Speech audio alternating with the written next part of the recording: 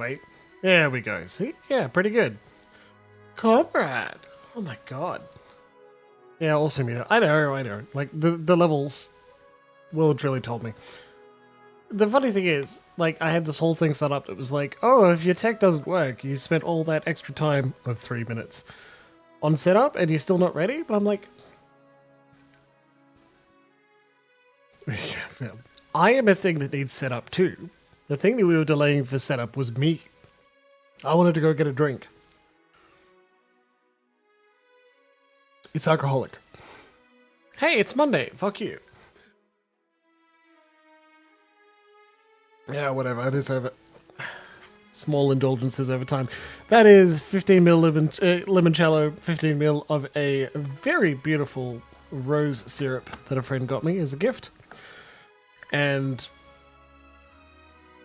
that's put into the base of a cider. Yeah, why not, right? Have a good time. My god, it's nearly a year. Look, I love that, comrade. I was looking at it, and we did 28 episodes of Pillars of Eternity 1. This is episode 24, I think, of Pillars 2. So, like, that's quite a while. Amazing to think that I've been, like, a Twitch affiliate for nearly a year, too. What the fuck? Time just travels, you know? It's going to happen whether you want it to or not. Time is going to move on whether you are doing something you want to do or not. You might as well do the thing you want to do. Attempts may end in, like, not the perfect storybook ending, but nothing ever really ends. It's a fantastic quote, actually, from The Last Unicorn. Let me see if I can find it. Nothing ends, Last Unicorn.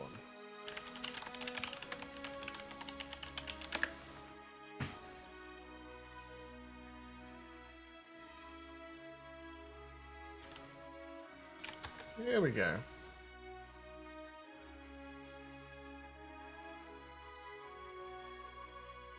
There we go. Okay. Well, this is actually from A Fine and Private Place, which is something else entirely, from Peter S. Beagle. But there are no happy endings because nothing ends. Fine and Private Place. There were no happy endings, he knew, because nothing ends. And if if there were any being dispensed, a great many worthier people would be in line for them long before Michael and Laura and himself.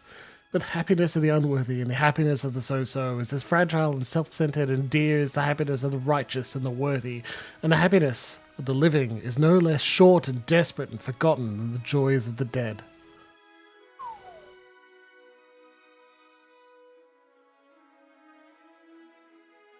Woo! Luxie and Kelly, wow, fantastic to see you tonight too, but also holy shit, right? We have been going for a full year. 12 months, congratulations Luxie, and thank you very much, Kelly. We're hype trading? You don't know what that does? Get it to the next tier and unlock other rewards. Get it to the tier by giving Jimbles money. By cheering or subscribing or both. If nothing else, it's cool. It's a community thing, right? We're all here in this together, and Twitch has been like, you guys seem to be rewarding Jimbles all on the same day. I'm like, well, thank you. What a good Monday for it, right?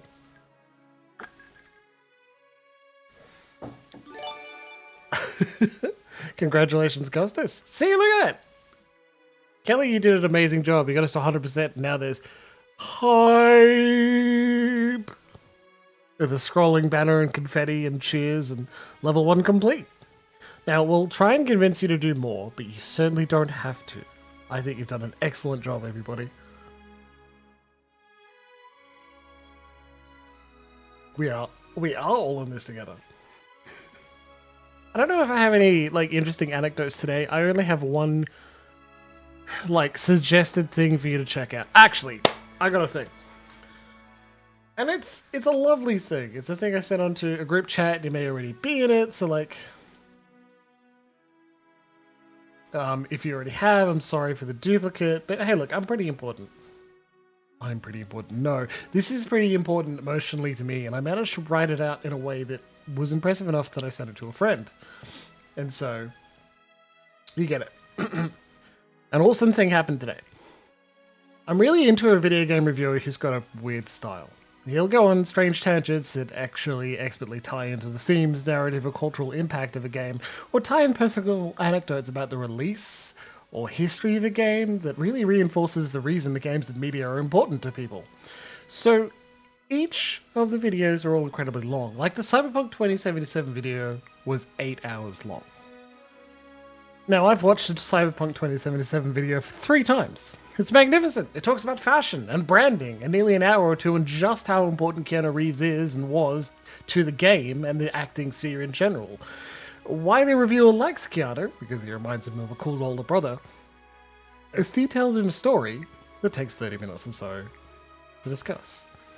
Also, really got into his Doom review because not only does he play every officially released Doom game on every officially released platform, including the Doom RPG, he plays through all of Wolfenstein, Half-Life, Hexen, Heretic, and only mentions some of his background research. Like, I agree that it's impossible to really give a review of Doom without also examining its effect on video games as a historical artifact.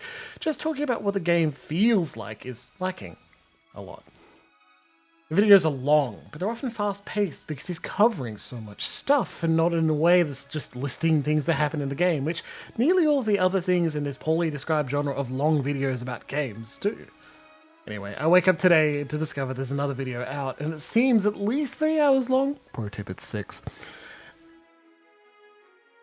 And it's about a game called Boku no Natsuya Sumi, which is a Japanese exclusive game. It's alright, Tim Rogers worked in Tokyo for a while, so he's fluent in Japanese as well as several other languages. And the game's about a school kid's summer holiday in the pastoral, rural Japan. No violence, no anger, just chill vibes. And I'm right, as I'm watching this. Exactly, Kelly. You're totally right. This recommendation is also 6 hours long. It's pretty funny. Anyway, I'm right. Action button, Tim Rogers, he spent a bit of time explaining how the different first-person pronouns in Japanese work, and how moving from boku to ore is kind of a coming-of-age process without a specific ritual, like how the word boy in English is different to the word man. It's about gender. It's about gender and language. It's gender the whole way down, everybody. And watching through about 2 hours of the 6-hour video at work today, I just had a great time. I loved it. I loved the way it made me feel. And it stands in direct comparison to a couple of videos I watched yesterday. One while cleaning and then playing Mass Effect Legendary Edition, the other while walking Marvel. Where someone just dryly recounted all of the plot beats from Silent Hill and then Outlast. Yeah, okay, cool. Cool things happen. Thank you for spending likely weeks of your life editing, creating, and putting them together and listing them. How did they make you feel? How did other people feel about it? What did it... Does Outlast matter? People played it, and it's relatively popular, and I see its name, and I see gifs for it, and people stream it, whatever, but how does it make them feel? What is it about, with the big words, about with a capital letter at the beginning? And I never get that except from fucking Tim Rogers and Noah Caldwell-Gavay. And so, it's like an album dropped from an artist I love, and I get to spend 6 hours enjoying it. No, I don't demand that every game be art. I demand, if we're gonna spend... We got this hype train emote. It's pretty cool. I don't critique everything I love. It's also not just critique. Like, critique should form part of it, but more importantly, why are we going to go through this? Why are we going to spend hours thinking about discussing something? Why are we going to say it's a big deal if we can't adequately explain why it's a big deal? Disco Elysium is fantastic at this. There are videos by many people to explain why it's a big deal. Not just politically, but like emotionally. There are 2 separate videos by... What's his face? Fucking goddamn it. Jacob Collier. Jacob Geller, not Collier. Jacob Geller. about how Disco Elysium makes them feel. One of them is like video. It's like just the music. The other one is about the game itself. And it's fucking great. Noah's video on Disco Elysium was also incredible. It's got a fantastic line I come back to over and over because it really makes me feel, you know? Like, I was never felt truly drawn to the apocalypse cop archetype because it's not true that nothing ever matters. Everything matters. And I'm personally responsible for messing up nearly half of it. Like, yes, he knows that's not rational. I know that's not rational. It's just how you feel. I can't jump off the cliff and just do things because they matter. Everything matters. And in my worst moments, I certainly feel like I'm doing worse than everyone else. But I know that's not true. I know I'm just as good as everyone else, and the effort of trying makes me better than some others who have given up. Or maybe that's just a rationalization. Maybe giving up is the only choice you have sometimes, and I don't malign the people that choose to give up occasionally, to take the rest, to take the break that they deserve, because life is hard enough, man. When it comes down to me personally, I can't decide to not try. So there's rationalizations post hoc about that. I'm very animated, Loxy. Your poor brain, right? I also think we should give some sort of award to Comrade. You're a son of a bitch. There you are. Saying we should get started on having some bad takes. It's very good. And Kelly, I don't know, critiquing things you like brings us joy out of them. Yeah, if that critique is actually like sucking out the pain, right? Yeah, like sucking out the fun, you could deliberately.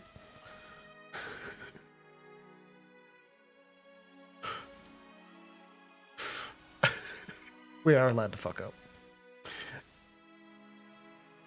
Oh, Luxy. If you want, I could turn off the chat window, but I really don't want to. Take some drugs and drink some more water. Yeah, we appreciate that.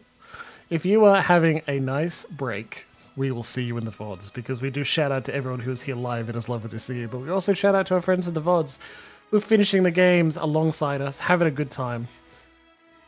Like, let's fucking get to it, right? I don't remember why I moved my camera, but here we are.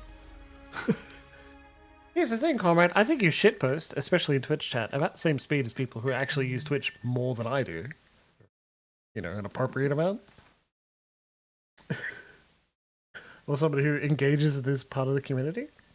We're kind of small and sleepy here at Professor Jimbles.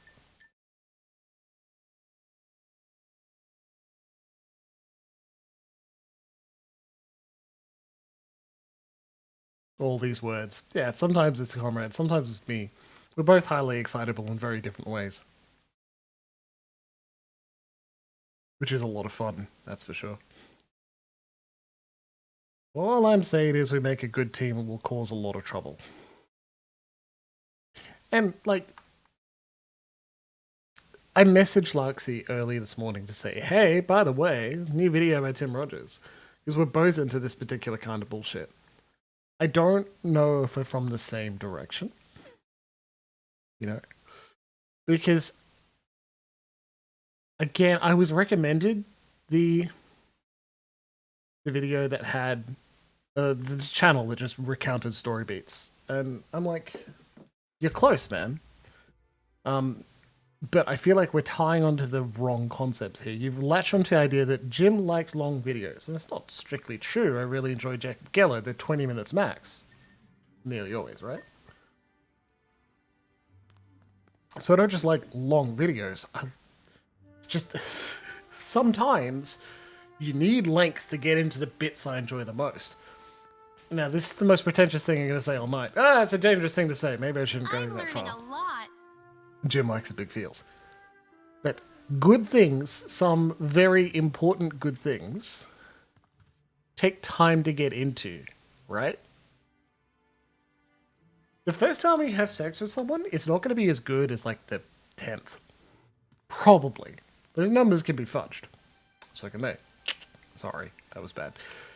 Sure. Good things take practice and time and effort and energy to not only get right, but to make worthwhile.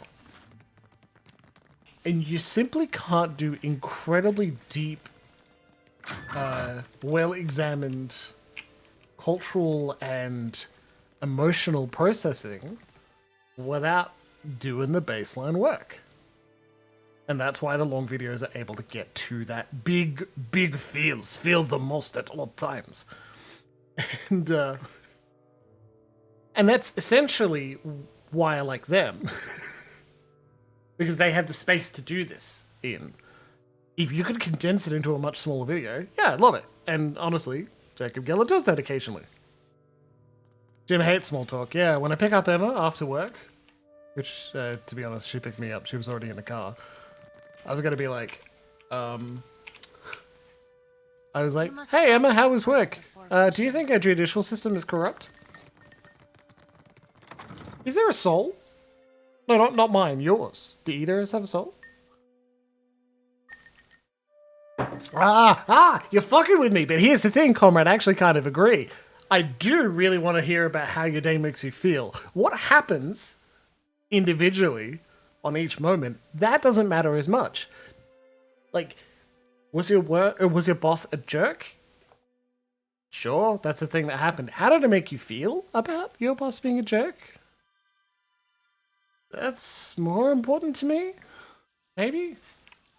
Still want to hear about it, I guess. But the meat, the thing I am cracking open the oyster and slurping, is your feelings. I want to use those to get to know you, not just the things you do. If your favorite film is What Dreams May Come, is it because that you are depressed all the time and you want to think that there is a positive thing waiting for you on the other side and someone will love you enough that if you kill yourself because it's too sad, someone will rescue you? Or do you think it looks like a watercolor painting and is really pretty and it puts you at ease, and that sort of beauty visually is much more striking than the writing in the movie? Do not project on what answer you think I would choose for that specific question. Crave bigger. Mild annoyance isn't dramatic enough. Yes, it is also entirely about the drama. We're sailing to Cookspur. We're beating up some sailors. If anyone tries to step on us on the way, we're going to kill them. We're going there, and we're going to probably betray the pirate captain who's like, yeah, slavery's fine, go talk to them and arrange a deal. But we also spoke to the other pirate captain, and she was like, yeah, just scupper the deal if you can, and we will figure out which one we're going with once we know all the information. I think it's pretty clear that we don't agree with slavery, of course, but whether maybe we need to get all the information we can before we make a decision. Because Captain Aildes is also a bit rough and crazy. So, if it turns out we're working under the wrong impression of Captain Ferrante and he also disagrees with slavery, like, we should know about it. There's a slave report, deal with the slavers. Well... Are you there? Psst, love some. Chance a gander this way. Hello, Seafull. A trader with some burnished skin and straw-like hair loosely pinned into a tumbling rat's nest waves you both hands eagerly in your line of sight.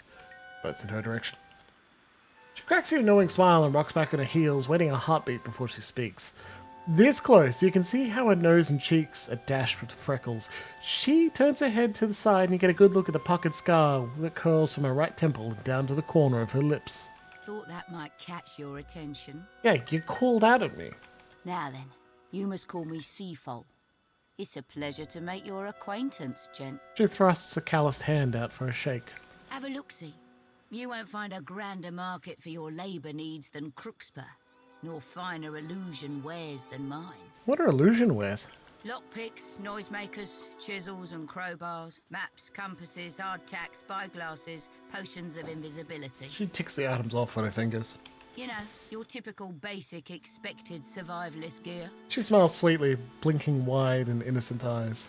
For the more courageous traveller. Mm-hmm. Now, if I were a wagering woman, I'd say Aldi sent you to help me outfit just such travellers. Aye? The trader sidles Sidles closer, glancing conspiratorially around before continuing in a more hushed tone. During my station here, I've spied signs of illegal activity. What sort of illegal activity? Slaves that oughtn't to be slaves. Ah, right. Enslaving people of the Deadfire is illegal. It's the selling of slaves from elsewhere that isn't. Well, you don't like that, do we? If we could free the natives who've been detained before they're carted outside of the Deadfire, the illegal trade would be exposed, weakening the entire trade. Moreover, we'd ruin Ferrante's ploy with the slavers, whatever it may be. She smokes meanly, rocking a scar across her cheek. I'll do what I can.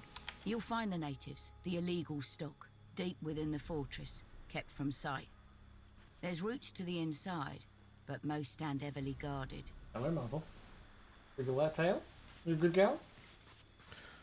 You may have better luck sneaking in through the sea caverns dotting the shore. One of them leads into the fortress. No? Okay. I'll ask the dog if she wanted to jump on my lap. She may want to go outside first. I've got a skiff ready for the slaves you send out. We'll make fast for Deadlight. She winks, flirting with the thought of a dangerous getaway. After that, who but Andra knows? Maybe I'll see you around Dunwich. So that's pretty good. We've got a way to get them out. Lips pressing a taut line, Seafall scratches thoughtfully at the title line of her scar where it touches the corner of her mouth. What'll it be, gent? I'd like to take a look at your stock. Sure, but do it real quiet like. Okay.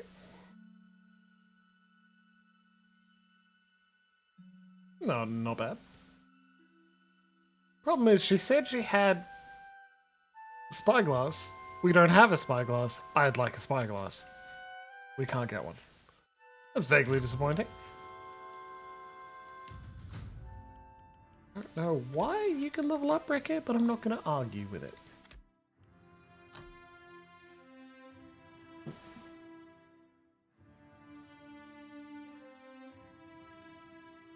It's fun how sometimes you can only pick one, sometimes you can pick several on the same line. Oh, now you want to come up. Okay, come on.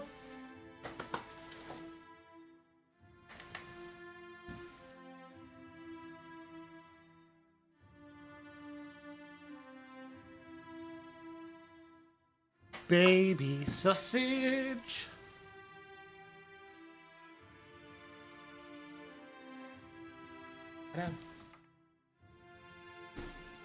Okay, that should be. You should still be able to heal me okay, even if the camera's a little messed up. I'm sorry. This is the dog's due. She wants to be on my lap and be cuddled. She gets it. Let's take that. Power strike, stun someone, interrupt, hit people behind him. Fantastic, Ricky. You're a strong boy.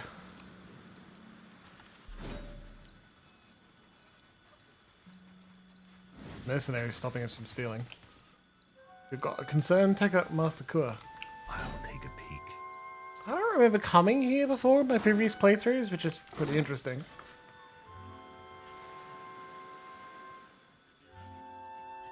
You there, approaching. Guard sneers, fat lips peeling back from his yellowed teeth. He grunts, muscles flex and pop in his thick-set neck as he cranes for a better look at you. You are late. The auction is almost over. Then hurry and let me through. If anyone is to hurry, it should be you. I grow tired of opening and closing the gate. His chest heaves as he cranks the winch to raise the heavy grating. Take care that I do not drop it as you walk beneath. I am careful, but honestly, that feels like it's your decision, doesn't it? You get a feeling if you tried to come here before this quest, the Ogre Cannoneer would just be like, no, not letting you in, fuck you. And for that, I can't argue with it, right? At last we reach the culmination of our lot today. A stiff-backed woman gestures wildly with her arms, gathering the crowd a hair closer. Excitement simmers amid buzzing voices and the low rattle of raffia hand fans. Anticipation hangs in the air. Then, with a flick of her prim wrist, she hastens the final slave to step forward. He's a strapping, ugly-faced Mizborn, chains and the planks of the stage rattling with each of his heavy steps. I hate this. Feast your eyes on a fruit most rare. The auctioneer's lips curl in a cruel smile. I'm going to kill every one of these. Veliko will open the bidding at 800 pies. 800 pies, 800 right here, and 850 who'll give me 875 of 875. She points to the various bidders who raise their numbered fans, never pausing in her lilting chant. What a putrid thing. The words are cutting, but the buyer's fan snaps up eagerly. We've got 875 and now 900 who will bid us 900.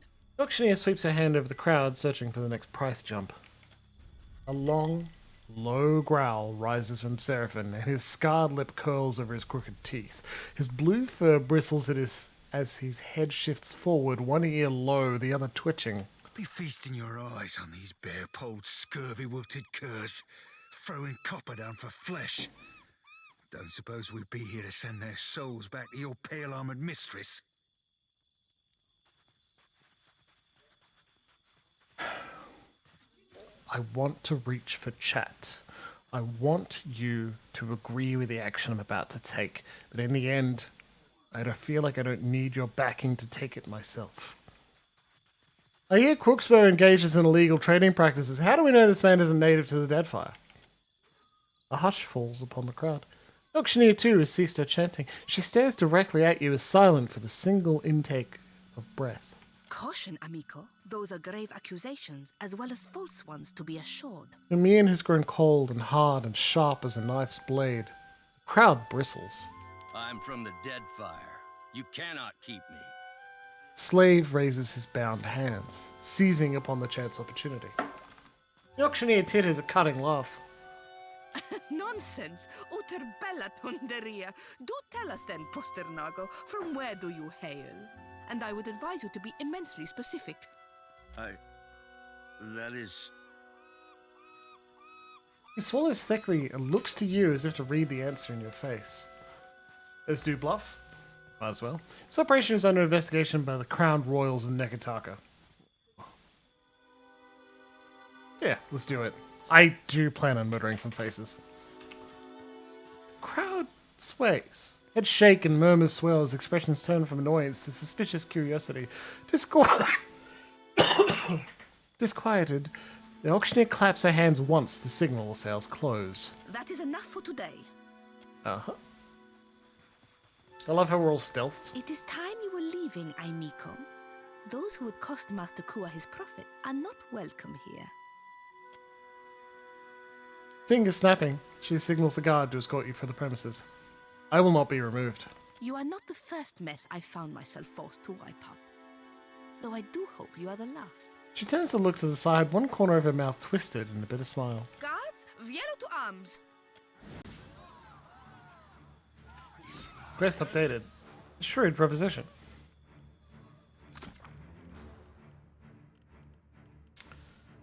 Just taking a look at it. I think it's already failed. It's really pretty funny. Where are you?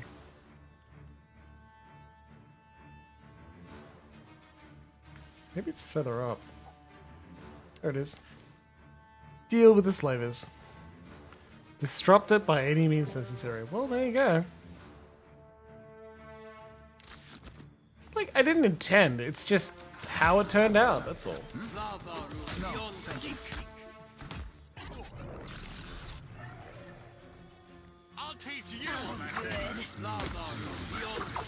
Yeah, Dunnage was where we were supposed to talk to the previous owner of our sword.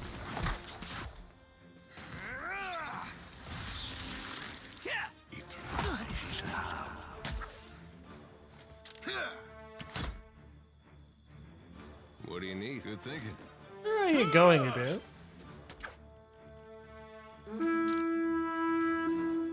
We're good together. I'll be more than half hands, you are. You've lost reputation with slavers. Oh no! Of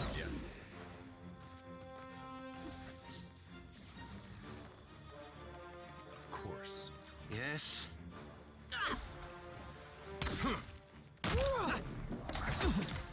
Just like that.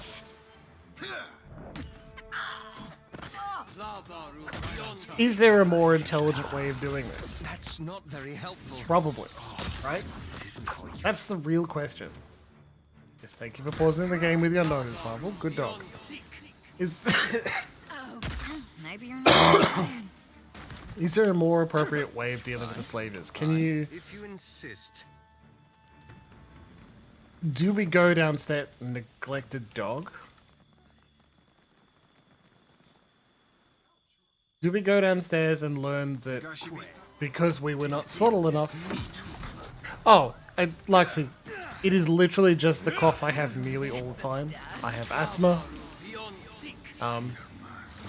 Emma was recovering from a like lung virus that was not too bad but pretty bad. That wasn't And that bad. I caught something similar. Settle, dog. Settle. Calm down. You're okay. It's really just a regular cough. I cough like this most of the time. You can talk to my friends from high school and they're like, holy shit, that sounds so worrying. I'm like, yeah, but it's been that way forever. I think I can't see. Seeing a doctor and I'm not contagious. Yeah. And I have, I've had a PCR test very, very recently and they're like, you do not have COVID. I had it before I had a COVID exposure last Monday night. Sorry, I had a PCR test before I had a COVID exposure on Monday night, and I had another COVID test very recently after the exposure, and both of them are negative. And they're talking PCRs, not just rats. I'm absolutely certain I do not have something too serious and nothing contagious. I also feel alright aside from the cough. It gets worse late at night. Right now it's doing okay. Doesn't mean I'm drinking a lot of fluid, which is pretty nice. Leave it to me.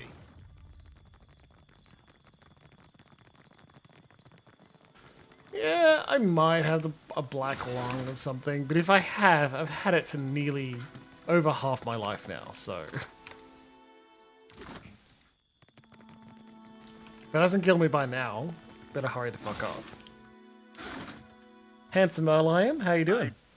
And then you... He rubs at the back of his neck, seemingly startled by the band of metal that brushes his palm. I don't know how or why you killed them. But I do thank you. Jesus Christ, option 2 is awful. You're free now. Good luck and take care. He chokes on his intended reply, beating on his chest to catch his breath before he can further speak. Truly? You mean it? I can never thank you enough for such kindness. Gods, where should I go? I've nothing to my name but these clothes. And my freedom. You can join my crew if you'd like.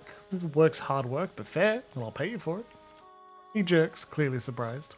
Thank you for the kindness, my lord. We haven't got the twist about godlike yet, Got this. but it's fucking worth it. It's so good. We gotta do the next big story beat, and then you get the twist. Just like that. Oh, that's the stuff. Oh, well, did you want to get down? Yeah?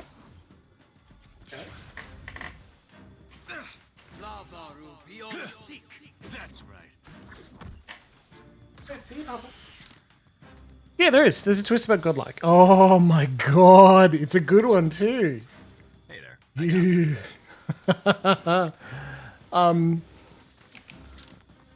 You may already know it, and I can trigger you thinking about whether you do or not by asking the question. As far as you know, do they have a purpose? Every day. Right? And then you're given, like... it's gonna blow up and kill Vaylor again, isn't it? Just get past that. Perfect. How may I help? And that's essentially an easy way. That's the next time you're attacked. Just do that, buddy. Yeah.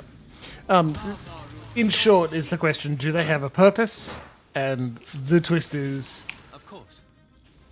yes, and you know what that purpose is, right?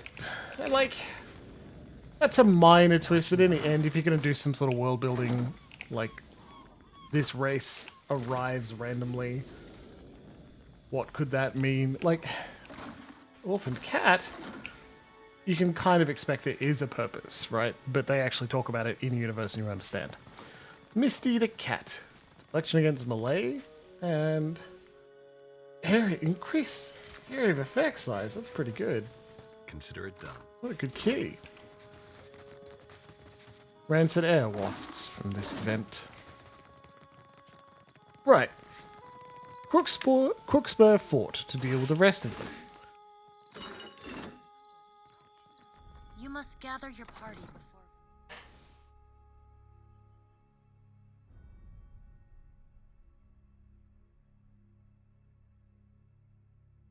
Hello, Garfield Cart. Lovely to see you. While I am muted and having a brief cough. I hope you've been well. And the museum is treating you well too. Come on, get him. Sure has. We're here to kill some slavers. Which is an attitude I certainly agree with. I don't think we need much more convincing to kill slavers, right? Oh, a shining bulwark. Why is this here? Old Valia. Not a speck of dust rests on the furniture. Several of our warriors and fighters don't have shields. We would prefer to use two-handed weapons and stab people to death. Why my eyes be open? Yeah, that's fair. Foes ahead. I'll teach you. Oh, sausage, you got a toy, huh? Good girl. Sorry, one sec. Yes, good sausage. Ah, you remember the godlike twist. You did it. Good job. I shall deal with this one. They were a beauty. You may hear a sausage in the background. She's having a good time. Excellent idea. You see that? You shouldn't discount him too much. He teleported into the middle of our allies to teleport back to Vela. And now, occasionally, you can see him in your highlight. He's here. But until he becomes visible, yeah, look at that. What a jerk. Wrecker hits for 70 points of damage. What now? Guy's a boss.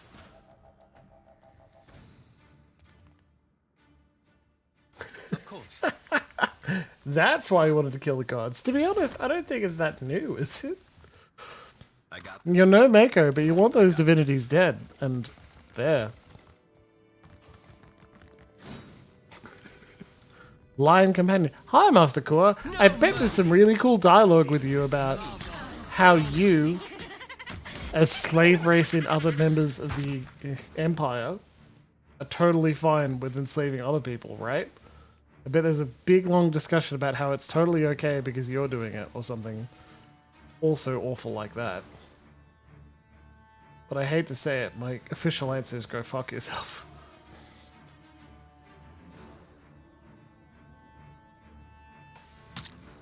So we're going to cast this 8th level spell, Wilting Wind. Raw damage on everyone in the area. Which was perfectly placed until it... There we go. Perfectly placed until it had some people run across. That sucks. Quest failed. Tip of the spear. What do you think the tip of the spear was, huh?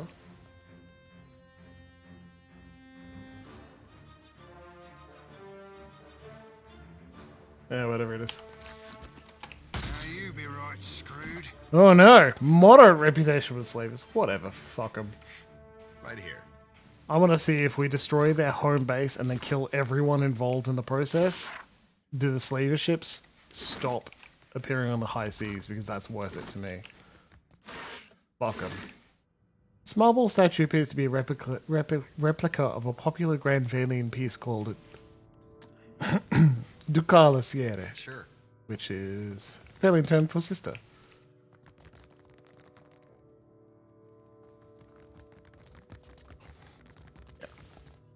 It was like Garfield Cart, you joined us pretty well through a lot of Final Fantasy, so I hope you've managed to keep up with it. If you want to, like, you don't have to. There's no obligation here. But I gotta say, it was a success. It was buoyed by engagement and the warm reception I receive from people to finish the whole Pixel Remaster collection. It's pretty impressive. Very fun. And now we're on to like the action RPG Stranger in Paradise, which is a lot of fun and very silly. I'll tell. What are we going to tell him? Tell the Taskmaster. He'll torture them right good for the insolence. Wow. Surprised still going with pillars? I mean, I go slow, you know. We're nearly at the point where we were, like, number of episodes with Pillars of Eternity 1, right? So, yeah, but like 100% it, we fuck about a lot. There were at least a few episodes where essentially I died over and over and over and over. Didn't achieve anything useful, and like, I can't fault it. That's just how the game goes. But it would slow us down. Wait, look there. Oh, Yes. I groan with pleasure at the idea of really fucking up these slavers. Enfeebled, weakened. It's not an amazing amount of damage, but pretty good. Get everyone to unstealth if you got it, and go do your thing. What do you need? Very good. Taskmaster, eh? Final Flame heals our allies and damages enemies. Let's get it off. It's a long cast. Whew. But damn, my buddy. I think it was pretty good. Let's try and do a power strike just so we can watch it happen. Rick, yeah? Oh, he's fucked. Aloth fucked him up. And if we were playing Pillars like at speed or more than once a week, we would definitely be done by now. You know? There's no question about that. Blood congeals within the deep cuts that score these wooden boards. The Will Breaker. Relentless. That's a powerful weapon. We're not using it though. Bits of gore and blood-stained hair line the inside of this Iron Maiden.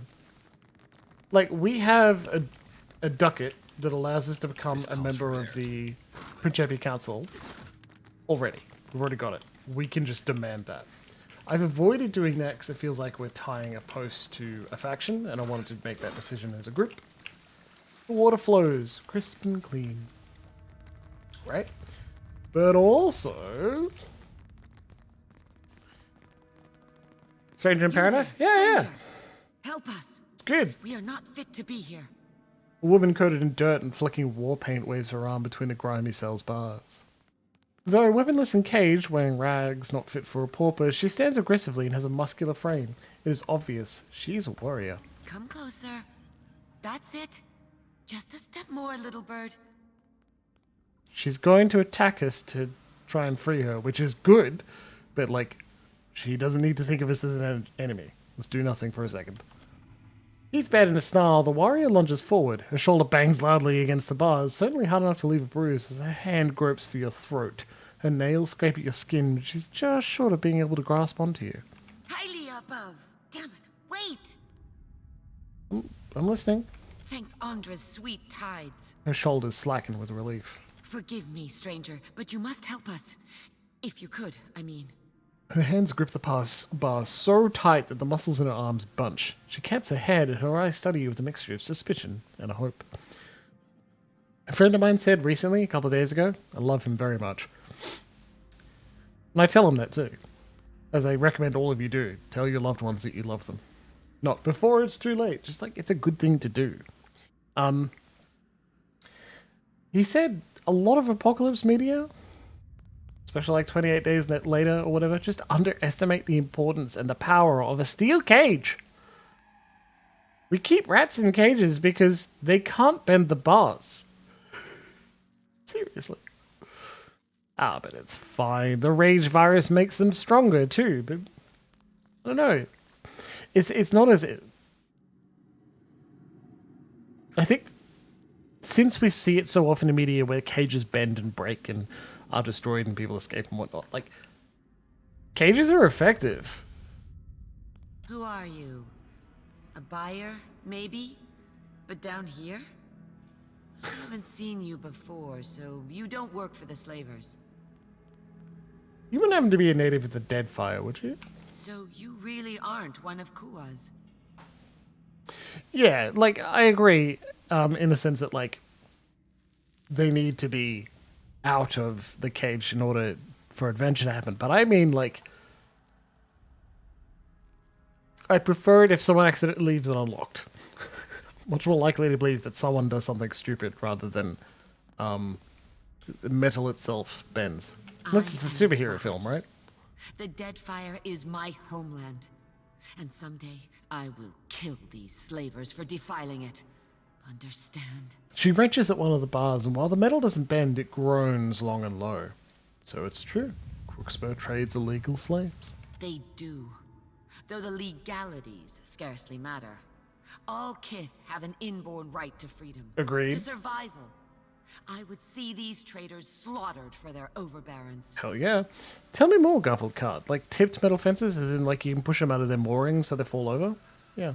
But tell me more. You've made it this far and haven't been skewered by an ogre. Yet. Perhaps you can free us. Yes. Me and the others are keeping tabs on their patrols. I know their schedules and their weaknesses. Good. They're weak to being blown up. We can handle ourselves if you can get us out of this cell. You need weapons to even have a chance of surviving. Weapons? The slavers have plenty, ripe for the taking. We will swiftly kill the closest guards and arm ourselves. That's good. I will personally take the Taskmaster's anchor and use it to rip out his entrails. That's good. I mean, I don't want to dissuade you, but... Open the cell and witness the Wahaki's best warriors in action. Know who has the keys? The big dumb one. Right. Okay, that's a good point.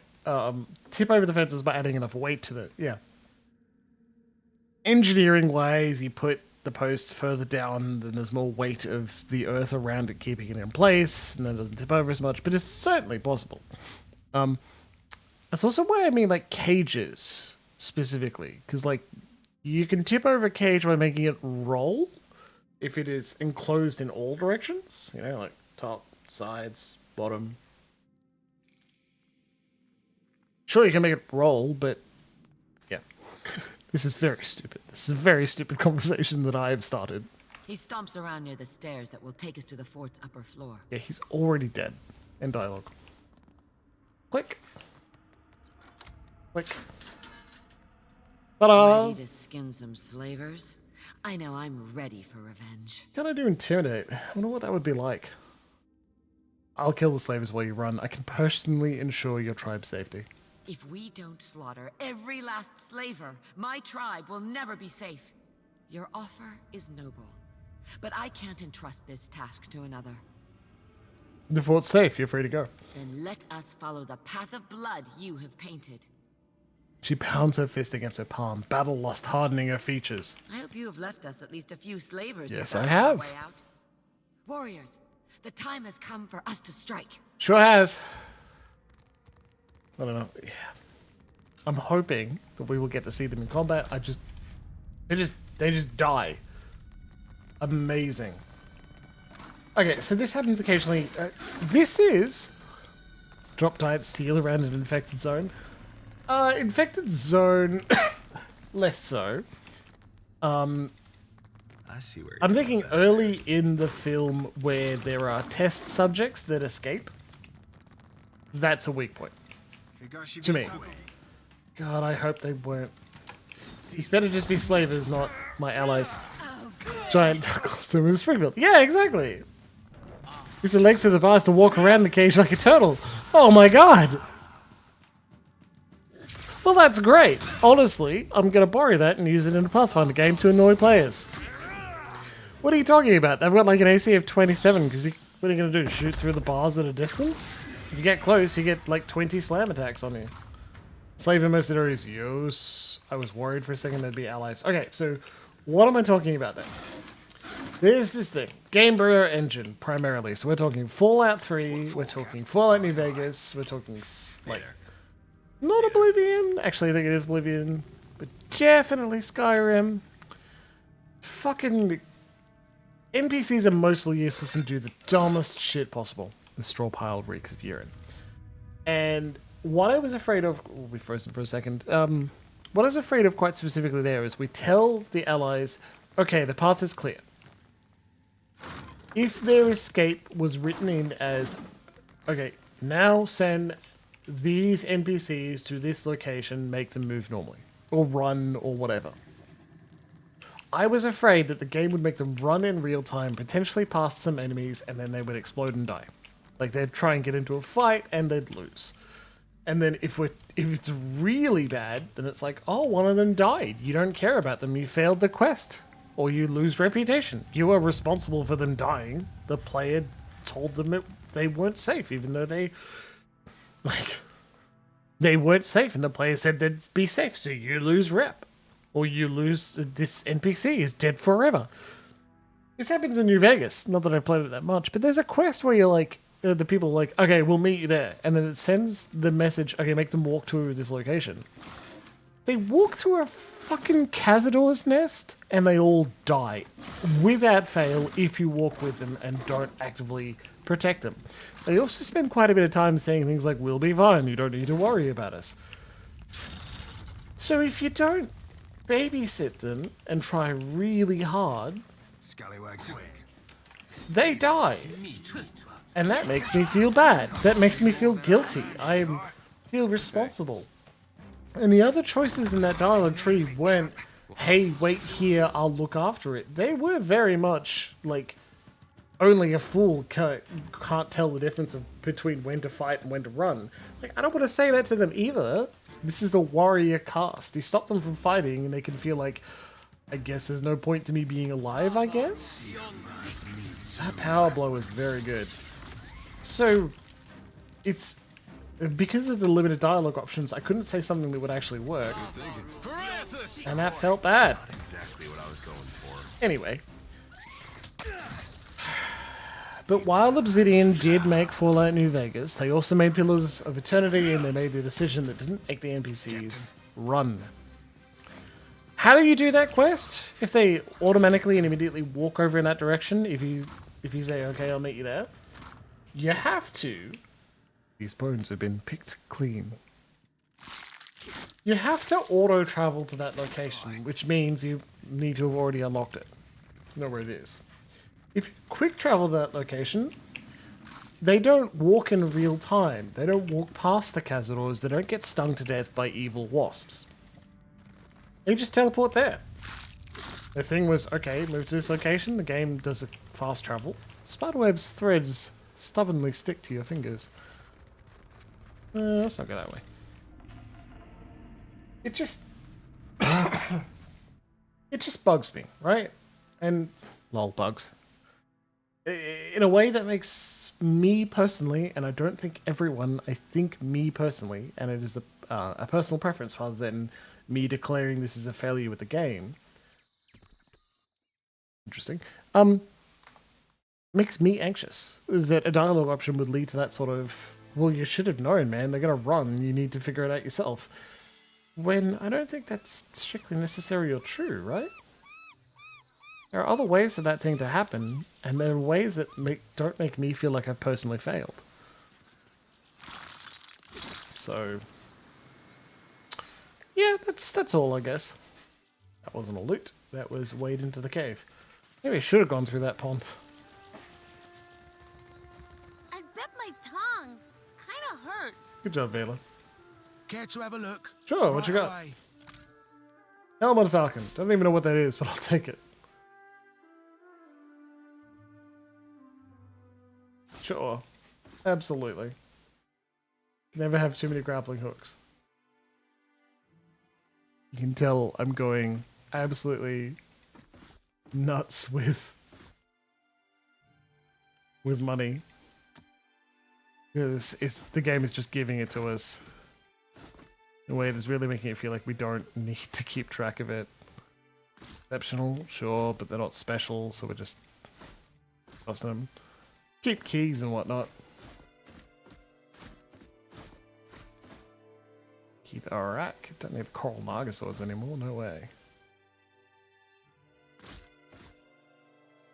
Those are actually pretty common. We can get rid of a Ring of Overseeing, even if we did pick it up from a secret location in a slave master's desk. Like, very cool, thank you. I'm stealing it. 9 fine Warhammers. Just walking somewhere and saying, all of your magic items I'd like to purchase, please, is proving a bit more expensive than I expected.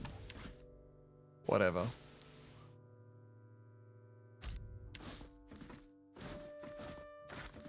We do not sell the pets. Not just because I'm pretty sure Luxie would kill me.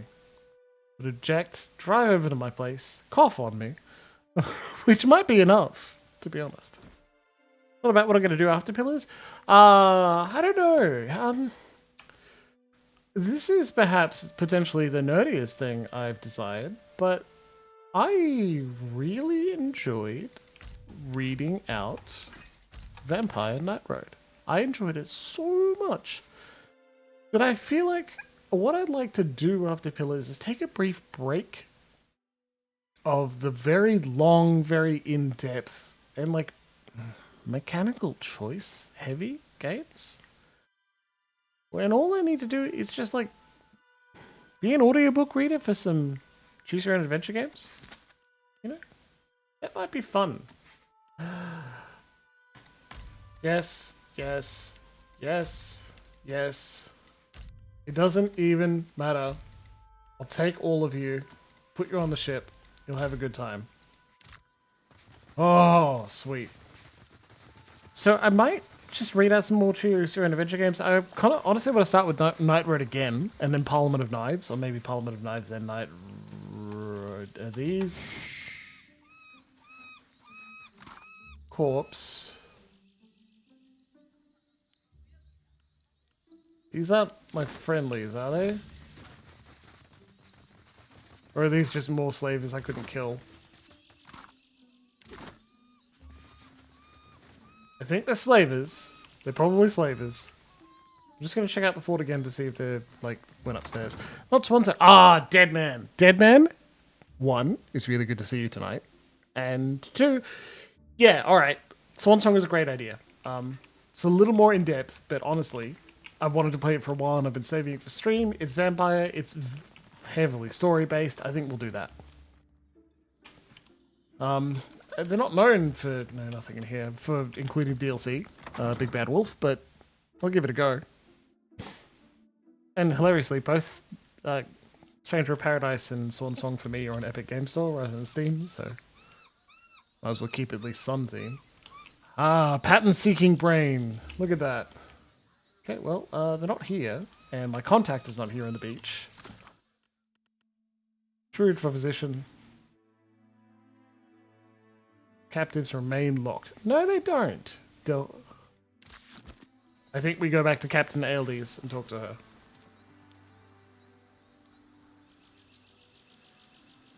The only problem with Swansong is that it doesn't actually let me do the audiobook narration, which doesn't sound great right now because of like the chest infection recovery and the virus and whatever. Which is honestly not as bad as it could be. Just been lurking. Yeah, still. That's why I've switched from last time, which was, my god, you're here, it's good to see you. But the more accurate and or appropriate, it is good to see you tonight.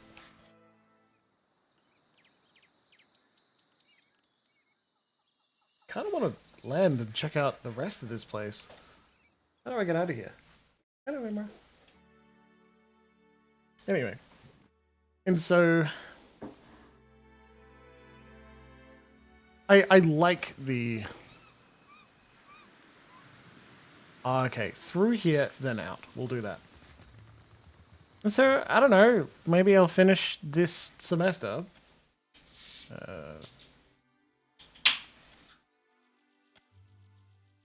Ride a tunnel. Partial success. Deep beneath the fortress. Okay, that's good. That was more complicated than I thought. Whoops. Otherwise I would have read out the whole thing. Instead I just kind of flew past. The dead fire is awfully big for this little Orlin. It sure is, Vela. Well, Garfield, I don't know if it's still available in VOD form. In fact, it's probably well and truly gone. But Dead Man's Tea Party did a playthrough of Swan Song, and it was highly enjoyable. Dead Man is like, he will talk down his own skills because he's not the best in the world, nor has he had a certificate that proves it. But he's quite knowledgeable about the vampire settings. So when there are questions about what the fuck is going on, he talks you through it. You find a ruined tower rising up from the top of a low hillock. The wood and stone structure is stained by oily smoke residue, and a smattering of masonry is spread out from the tower's base in a wide fan. It seems to have suffered from some kind of explosion. Search your location. Find crafting ingredients. Okay, so we're just going to search. Nothing cool. Number 1 in the mediocre category. Dead Man. But, you know, fair enough. I'm not going to tell you you're wrong. I'm just going to say that if I value you more than you value you, alright, I'll just keep telling you how much I value you. You come across an ancient site once used for sky burials. On a large stone slab is a scattering of old kith bones and a collection of urns of various sizes. Search. Painwood stone. Nothing. Okay, cool. Cockerel Forest. Yeah. Good things about the tabletop. It is enjoyable, absolutely, but it has a completely different tone to Dungeons and Dragons, and it should, because it's designed to, is it not? You're just trying to evoke a different set of feelings, and if you approach it the same way, you're not going to have as good an experience as if you were aware of what you're trying to achieve with it. Go about your entertainment, enjoyment, and media by understanding what you want to get into, and then make that decision instead of just doing things that are in front of you. Anyway, I also, you can find them on my VODs. I alt-tab so I can go VODs. It's just VOD, isn't it? Yeah. You can find them there. I did a playthrough of Night Road, which is a... It is a choose-your-own adventure game that I did a narration for, and is written by Kyle Marquis, who is a good author, that's for sure. I've enjoyed a couple of his works now. And it was so enjoyable, I actually recommend you check out the VODs. Like, it's really nice to sit in with some ambient audio and just listen to Jimbles talk for 1.5 hours, a short break, another 1.5 hours. Like, I won't give you a spoiler if you haven't seen it yet. I don't do as good a job as Dead Man as explaining things, but, like, it's there, and I'd certainly try. I hope they give you joy, Garfield. Honestly, and Garfield Card, if you log in at work because it's a slow day and you can watch through the VODs, like, that's a good way to kill some time, and I'm pleased with that. North of Crookspur, the forest thickens. Wide-trunked trees tower above you, their leaves forming a ceiling against the sky. A symphony of insects provides constant accompaniment of chirping and buzzing. Your path leads you into a narrow gully, the hills rising high to both sides. Whoop! An arrow buries itself in the ground at your feet. You jump back and search wildly for the source, but see nothing and no one. Flip! An arrow buries itself... Oh no, same one. Flip! Flip! A second arrow strikes the ground beside the first, and a third is on much closer to you than the others. Whoever watches the path above you clearly doesn't want you to come any closer. Well, let's use percent. Oh no, let's use our cool cipher powers. Search for the presence of other minds. Got 2 ciphers in the party right now. Slam. You close your eyes and open your mind, and the hostile intent of your ambushes stands out in stark relief against the woods, just down a small game trail. You sense something else, however, lurking beneath the anger and resolve. Abject terror. Call out to the archers. Use our resolve, I think? Yeah, insight. Better. Watch her only check. Oh, 4. It's not going to be amazing. Let's go. Oh, we did it. With the party success, that's for sure. Yeah, thanks, Rekka. Watch the Dirty International working on email from IT team. Yeah, like, I agree with Larxies. 1, snitches, that's ridiculous. But also, I definitely agree with Comrade. Better to tell you than just to straight up tell your boss and be snitches like that, right? There is a scale. It is not a binary. What a surprise. Peaceful missionaries. You're clearly very upset. Is there anything we can do to help you? Ask a companion to speak to them. That's pretty good. Except, it's probably just use diplomacy, bluff, or intimidate with someone else, right? Let's see what it is, right? Ask a companion. What do we got? No. Hey, Rekka, you don't speak the language. What would you say? No, that's asking for trouble. You're clearly very upset. Watcher only. Well, here's the thing. He's good at it. 16? Ooh. That's closer than I expected. He was not doing the right thing, so it's fine. Yeah, you know. Like, I don't know. How do you message someone and be like, other people will be pissed about this? I am literally not and agree with you. But you can't say that on a watched environment, right? I think the best option is someone wanders down, taps you on the shoulder and says, fuck yeah, glad you enjoyed it, have a good time. Other people will be pissed, you should probably watch it on a tablet. Or something like that. The rain of arrows temporarily abates. Dear wooden voice rings out. You're not sent from Crooksburg? If you're not here to take us back, you should leave. Leave this island. Gods leave the Deadfire even. Not from Crooksburg? Why don't you come out so we can talk? A trio of kith emerge from the tree line. Fierce companion animals follow them close at heel, their teeth bared. Come then, the woman says. Let's hear what you have to say. We'll chat. Don't have an IT department. Does your organization like have a contract with someone who provides like support for the IT? Like infrastructure or whatever? This is an assumption. Perhaps you don't have IT infrastructure and it's not an issue, but I'm curious now.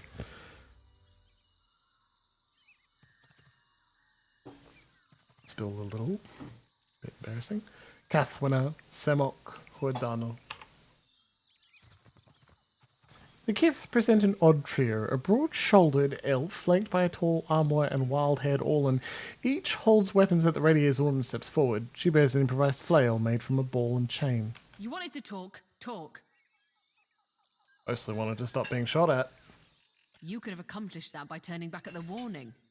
What are you three doing out here? Hiding, obviously, when we're not shooting trespassers or people who ask ridiculous questions. Yep. You mentioned Crooksburg? Were you slaves? She snorts and spits on the ground. We were abducted, held against our wills, offered to the highest bidder. Is there anything I can do to help? Catherina's limpid eyes linger on yours, winking slightly at the corners. You could leave and forget you were ever here. I wouldn't trust you to do more than that. Oh, we're apparently too shady for it. Come on, Papa. I know, you're not getting him his dinner. Best. Very sorry, B. That's a third choice. I have a dog choosing the third choice. Okay, get. Good girl. Yeah, security. I think security.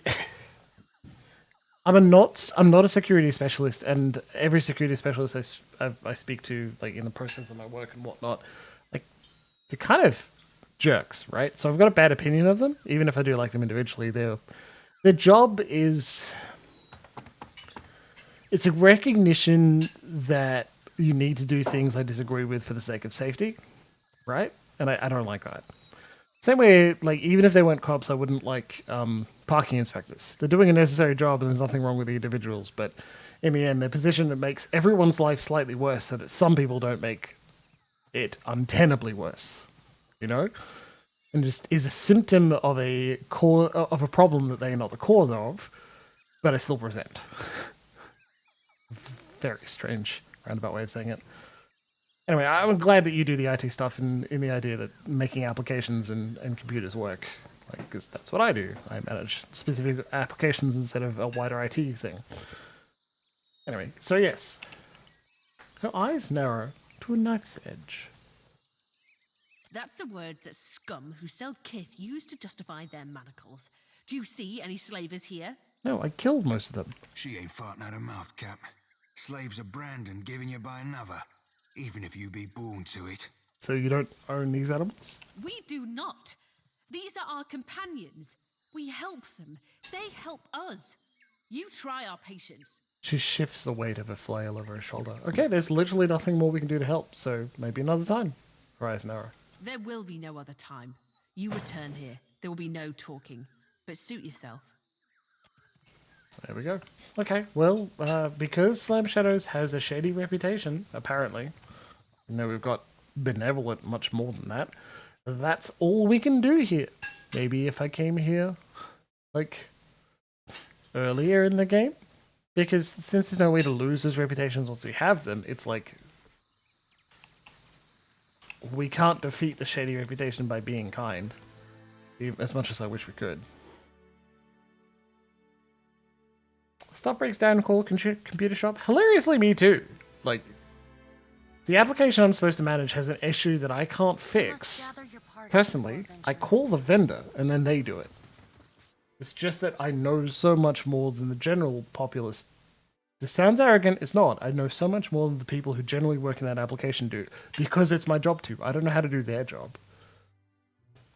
I don't know how to do my job, which includes, but is not limited to, fixing some problems that they shouldn't have to deal with.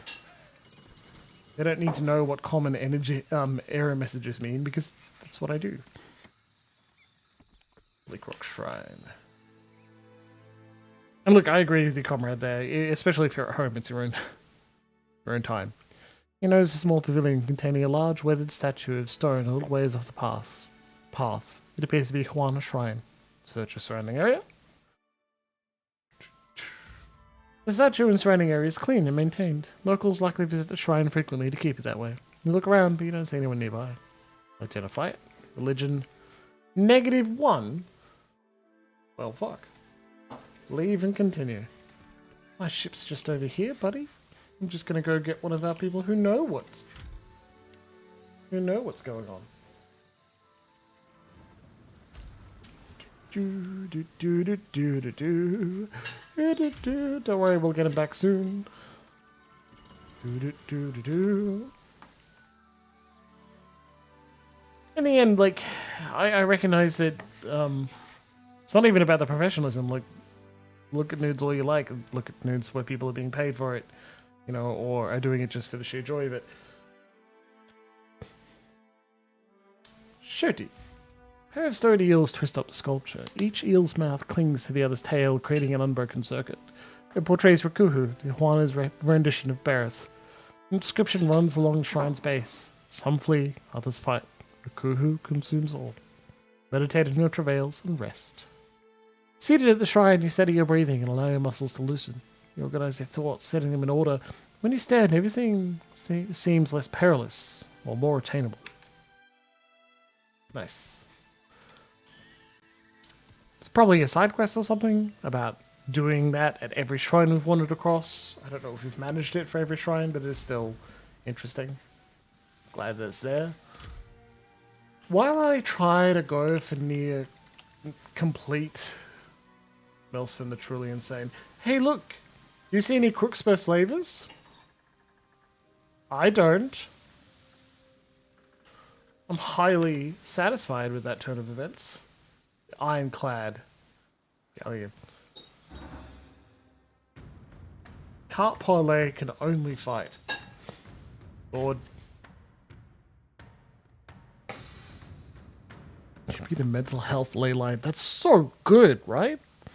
Immerse yourself in the line of power and take in the idea of wellness. Graft your soul to the mental health ley line and spray that power of well-adjusted upbringing across all who dare to tread in your path. I don't know. Use a coupon for better health. These guys are fucked. We've got such a big crew. Vart here and Palagina immediately leap across and deal with these. Yudwin, who hasn't been leveled up in a little while and is still incredibly dangerous, is going to fucking wreck them.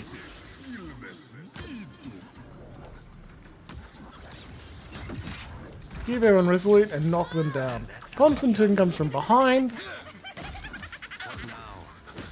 Aloth leaps over to zap, even though he definitely doesn't have to. I don't know where we got a flame blight from, but it's certainly dangerous. The Seaman of the Wizard is also dealing damage over here. Citizens are in for a walloping. Give him a walloping. Yeah. Didn't need to soften up with some cannonballs. We just... Bam. Ooh, living iron. I don't even know if she was a bounty or something. It's just... Pretty sure she would be at some point, so I just went for it. A little embarrassing. A little bloodthirsty of me, maybe. Right, well, we're going back to Fort Deadlight. And then we'll... Just to talk to Captain Eldys, and then we will go to Dunnage and see if he's pissed at us for killing all the slavers, which, you know, my official answer is eat a dick. Because... we don't deal with slavers. And, woe betide anyone who does. Oh, shit. Sailed right into a storm because I wasn't paying attention. Clouds gather in the distance, a hazy curtain of rain hanging from them. He appears at the storm. Nothing more than a swell, Captain. Shouldn't be much of a threat to sail through. Raise Lord Darren's Vol towards the sky. Take us into the storm. Crew look to one another before setting to the task. The Wanker's bow turns into the storm, sliding into the rain as if passing through a veil. The ship comes to a troubled rest under the tormented skies. Lightning stabs across the clouds.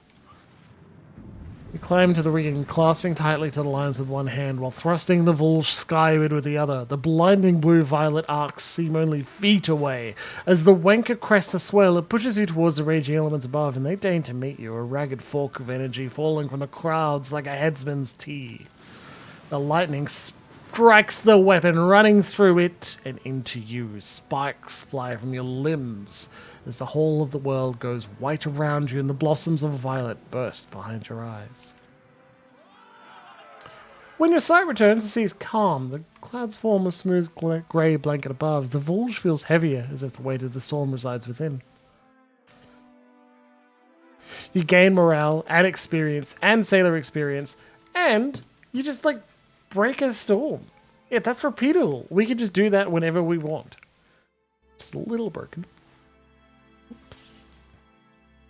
It was probably quite a bit of effort to make it, like, only work once, so I don't blame him, but still. I'd call you a wanker if you would stop wanking in front of them, dead comrade. Good lord. You've got Luxie cackling at you. It's pretty good. I think we should get some of the crew together in person. Play some board games or something. You know, like, I'd love to invite you, Garfield Card, but I think, as far as I remember, you're a little far away for that. Maybe another time. Merc. Welcome one and welcome all. Buy me a bottle and I'll be your finest loving pal. She hiccups into her fist and pounds it on her chest to loose an impressive belch. Looking to share more tipple and conversation? I'm happy enough to oblige. How are things around Fort Deadlight? Quieter than usual. I guess have you to blame for that. She shrugs, lifting her mug. No, look, Garfield, I honestly can say I don't feel any guilt for it. I'm just stating it would be nice to have you, you know. Yeah, and Corbett, good. That's how you do it, right? Occasionally in some horny Facebook groups, whatever, they're moderated. They're better than unmoderated places on the internet. Calm down.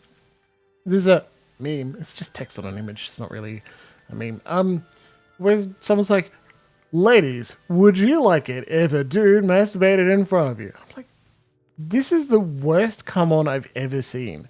How is this anything other than an opener that's to any feminine name at all, reacting to the post in any way, is going to get a dick pic, right? That's how it goes, or like a video. What they want is connection. They want someone to be interested in them getting off in front of them, jerking off together. It's like doing what Chatterbait is actually supposed to be about, and what Omegle immediately turned into, and Chat Roulette started as. But I can't help but think this is the dumbest way to go about finding an enthusiastic partner who wants to watch you get off, right?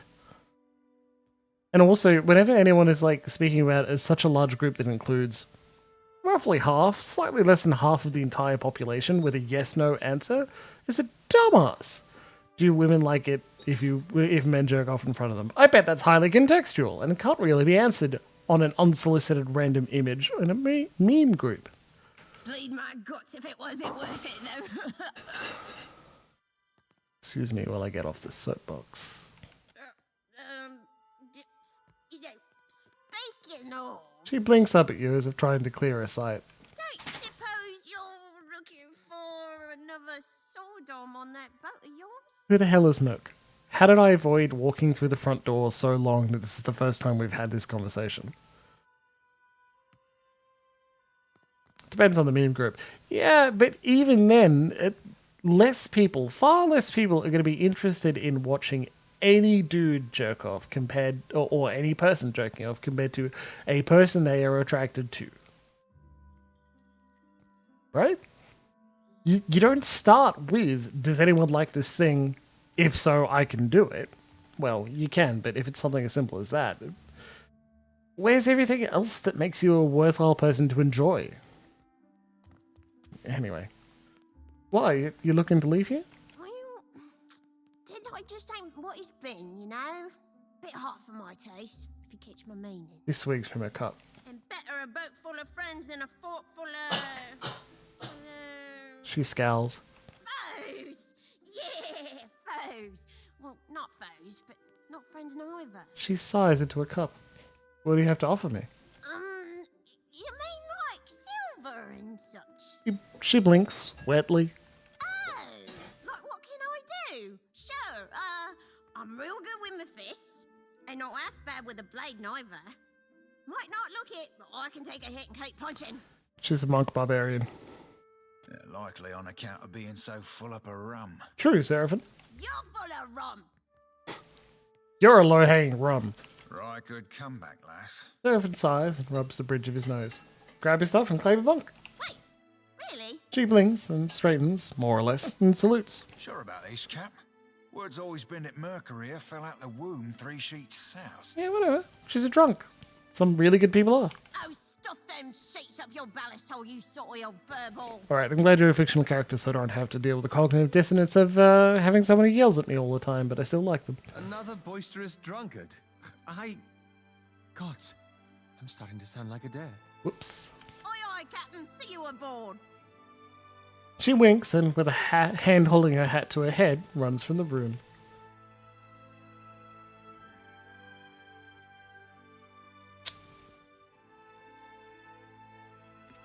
We've already got a monk fighter.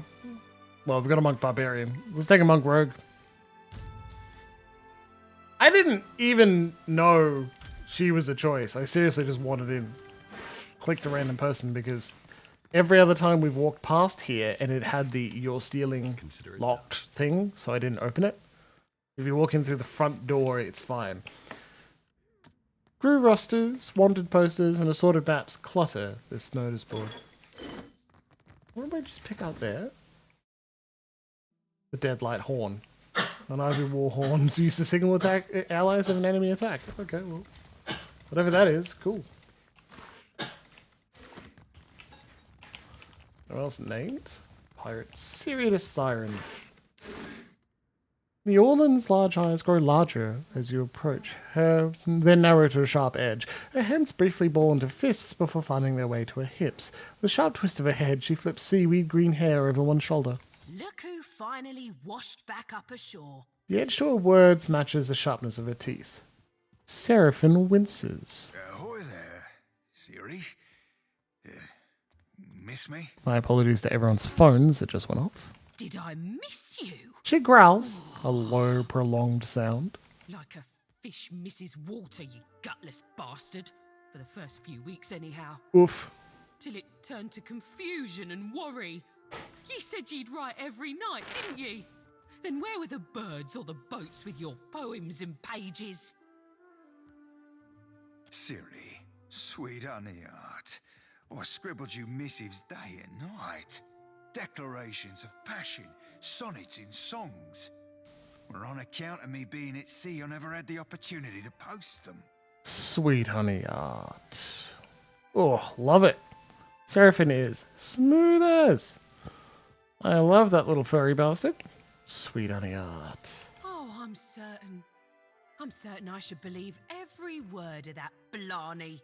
About as certain as I am that you're a snake-tongued philanderer worth little more than a tug in the rug. Yeah.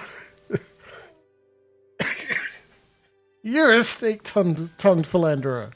I plundered you up a pair of fine, very fine, snakeskin boots, with that tooling you like round the cuffs and all.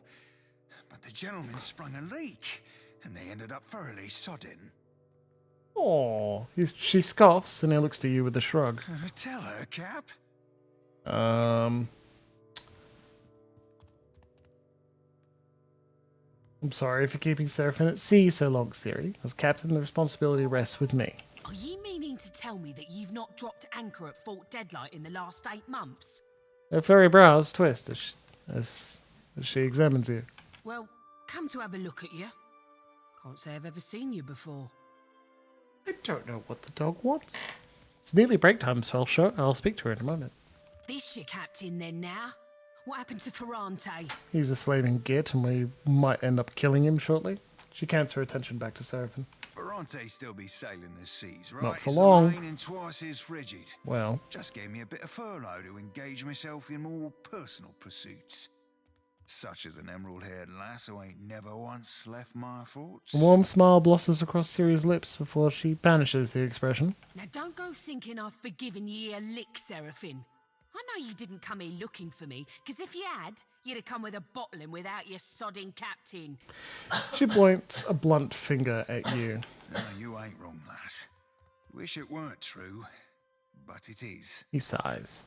Now, why don't you be telling me what you want so I can be shot of you for good? Seraphine nods. I was just going, actually. Hilariously, that's all. Harpsichord is finely crafted, detailed and lavish, but the keys are well worn.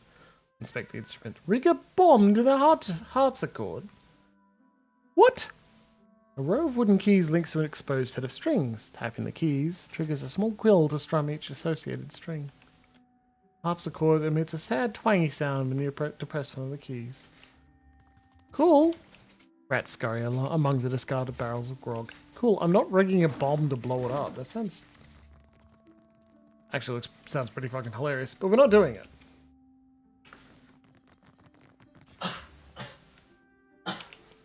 Sausage may be bored. To command. Why are those the options? I can give you an example, though I don't know if for true.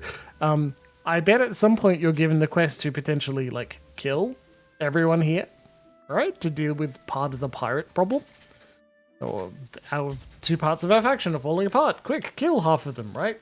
And I bet giving an option on how to do it sneakily is a good thing. I bet these fuckers are going to talk to us for a while, so we may save and take our break. We'll be back in 15 minutes or so. I will see you at 8:46, okay? Break time, be good.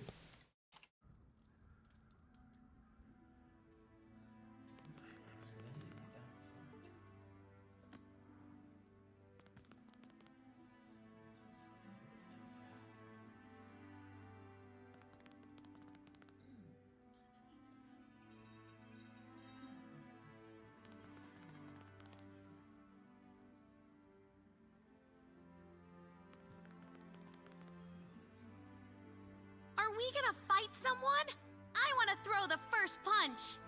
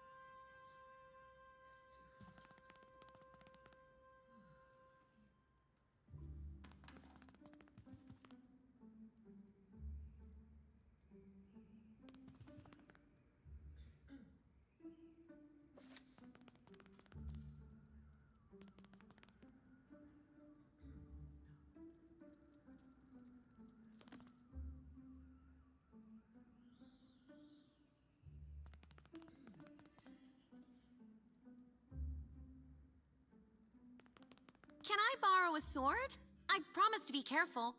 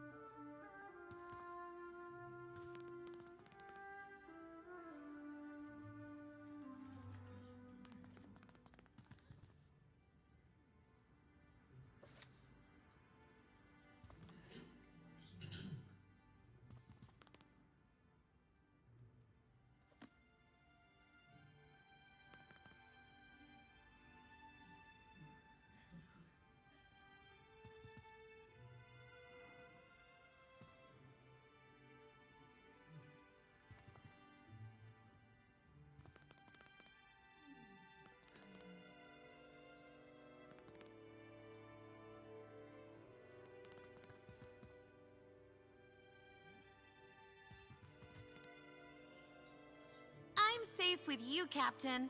I just know it is all.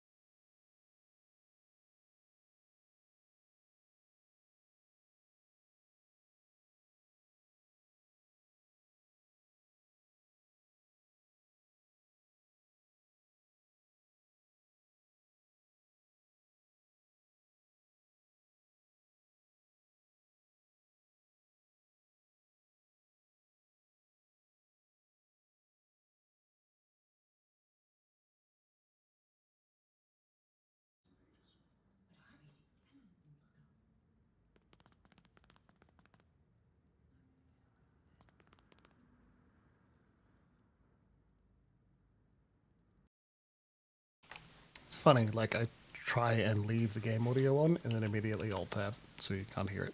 Which is a little embarrassing of me, that's for sure. Whoops. Okay.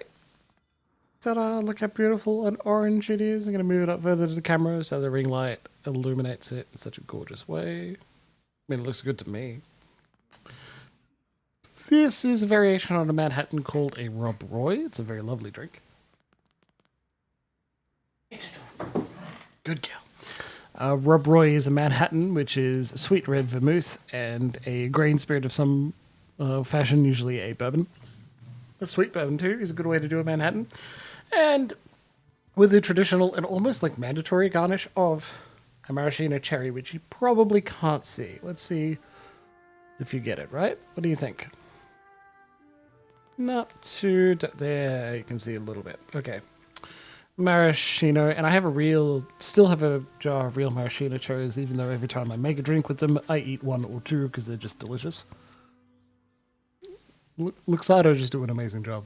And it's a lovely sweet vermouth that, like, simple cocktails that have only a couple of ingredients to them enhance those individual ingredients to make them better and make them shine. So even something that's got, like, twice the amount of whiskey than it does vermouth, the vermouth still makes the whiskey taste stronger, more interesting, you know, just a thing. And that part of mixology is really exciting and very interesting. So that's why I do it.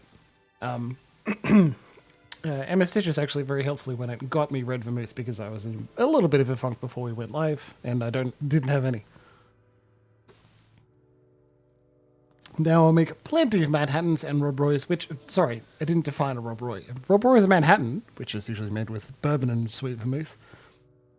It's got a whiskey instead. That's it.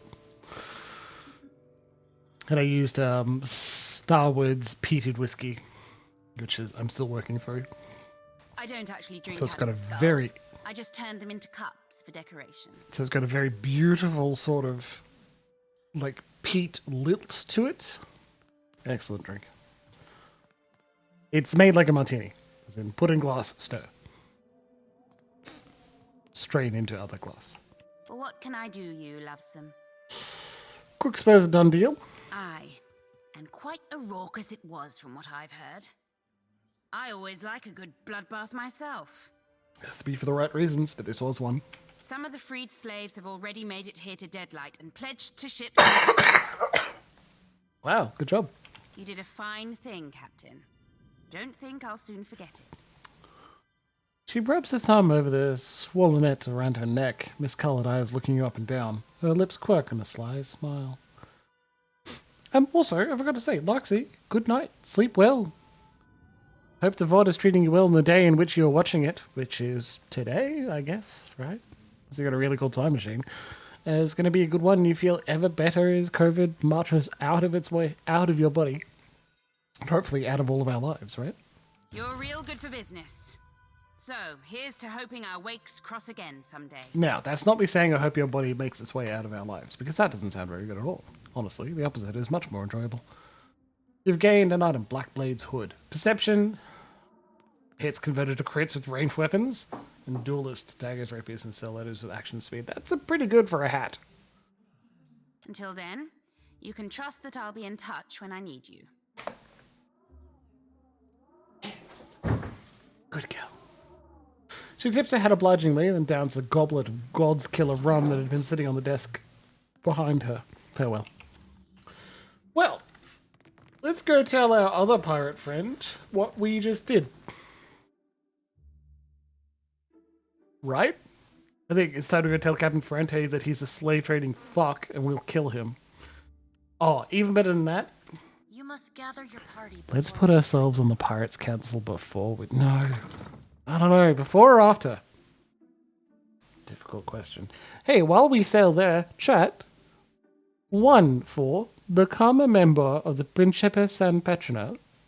Principe San Petrino, i.e. the pirates, before we talk to Captain Ferrante. Or 2, talk to the Captain Ferrante and tell him we rumbled his plans first. Oh, dead man. Good God, if you could do that, I'd appreciate it. Fuck. Oh. Clearly I haven't set up easy poll then, huh? Whoops.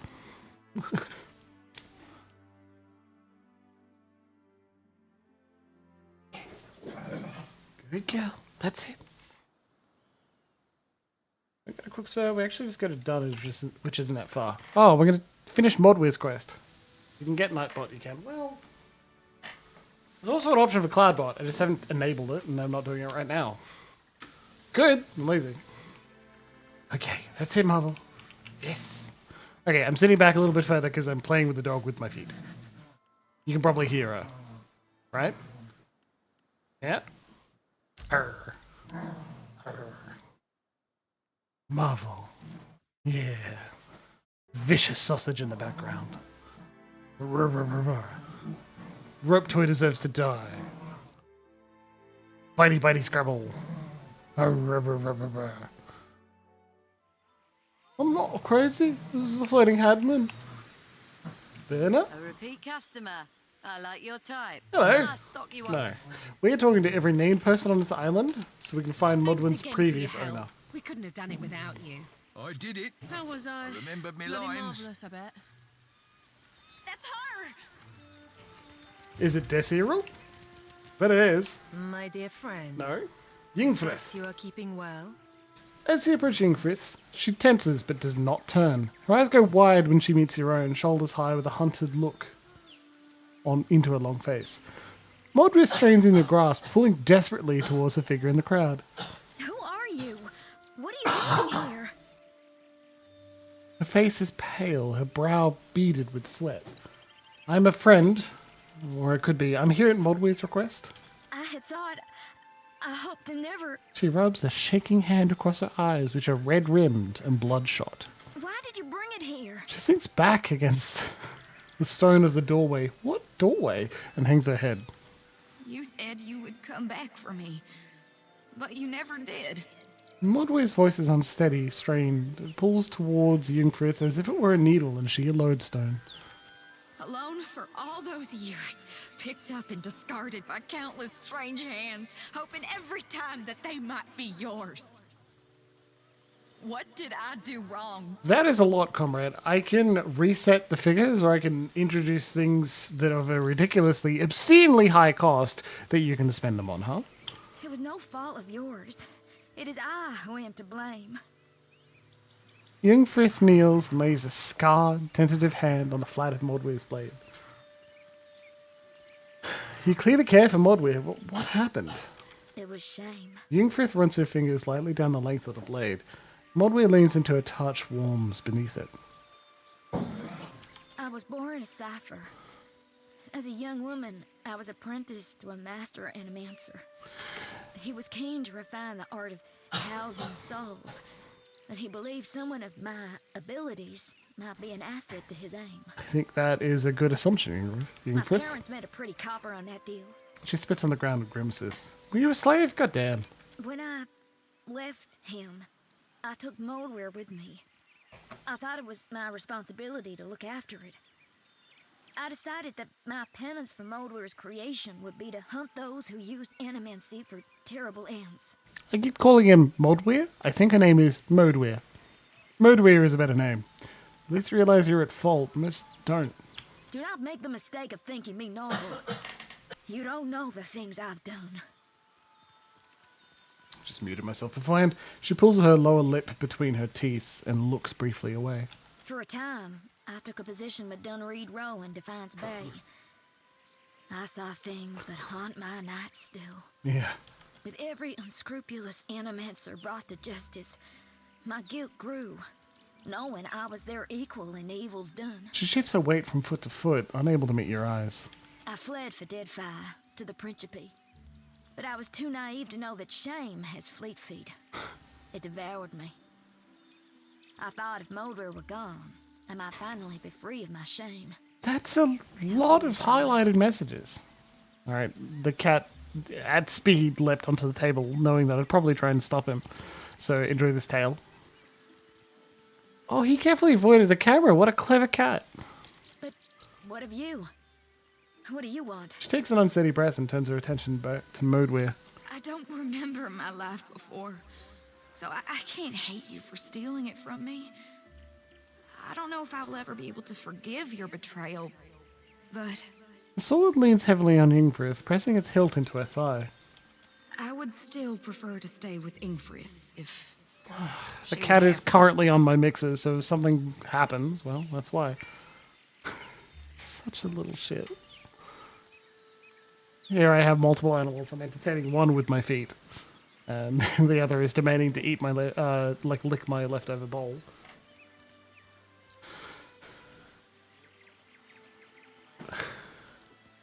Hey chat, 1, 2, 3, or 4, right? Modweir wants to stay with Ingfrith. 1, yes, I think that's best. 2, I'm not so sure that's a good idea. Diplomatic. 3, you can't be serious. She abandoned you in a pile of garbage. Cruel. Or 4, you can't leave. What about us? Passionate. Not for cat. Highlighted for Kelly. Simp for sword. I don't hate it. Seriously.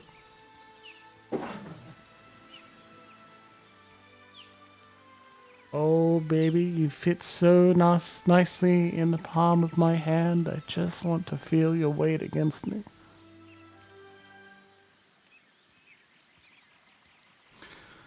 That Aloxi, there aren't many people here to balance comrade.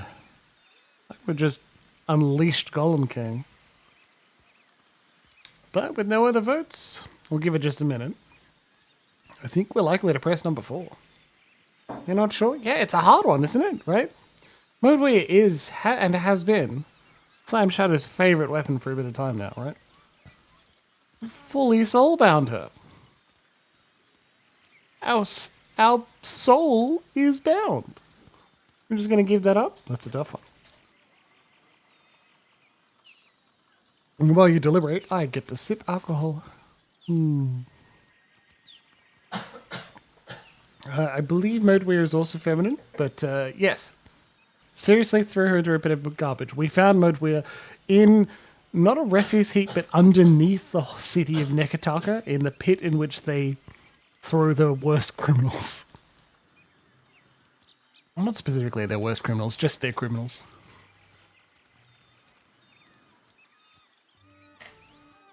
Marble is now happily. Was it deliberate? Yes. She threw her away, specifically because she was feeling more and more guilty about using a sword to end the lives of nasty animancers. See?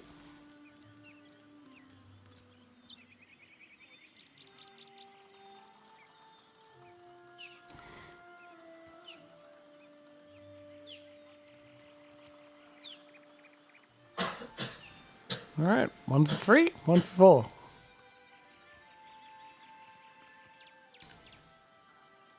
Couple of votes for 3. You can't be serious. She abandoned you in a pile of garbage. I haven't forgotten. Its voice softens, quiets. There you go. Apparently, Modweir prefers the pronouns it.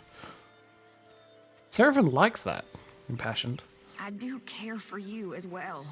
Slam shadows. The sword leans away from Ingfrith and towards you. It presses into your leg. I have to wonder, what'll happen to me after both of you die? Can my soul even return to the wheel? Though I've only known life as a weapon and I've no desire to die, neither do I want to live forever. I'm only a weapon. A tool. And even though you're still a ham-handed halfwit, I trust you. So you decide.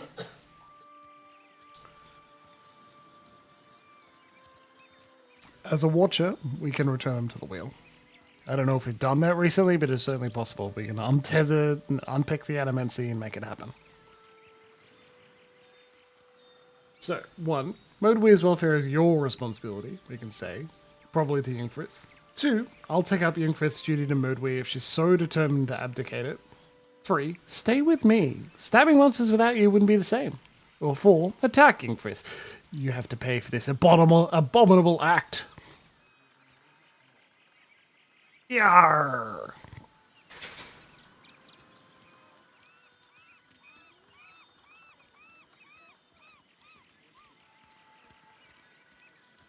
Alright, dog. I'm sorry. Had a good play. Throwing some rope fibers all over the house. We're a good girl. You had a good drink of water. Now you can settle into your bed. Good doggo. I got a couple of votes for 3. I'll give it just a few more seconds, and I'm going to press number 3.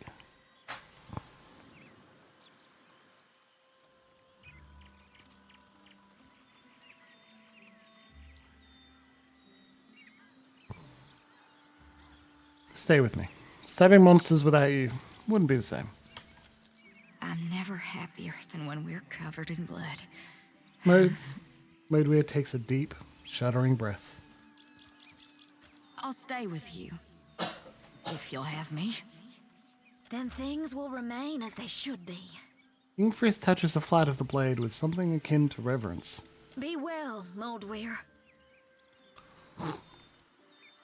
As Ingfrith turns to leave, she walks slowly, as if waiting for someone to call after her. But Modeware says nothing, and neither do you.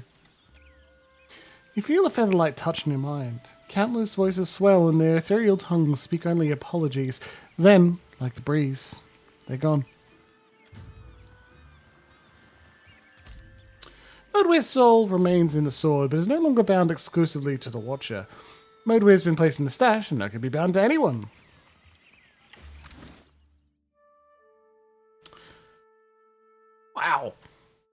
Wow. It is sincerely no longer soulbound at all. Enchant. Oh, okay, you can just make it better. You know what I think we should do, even if it's not the most appropriate thing?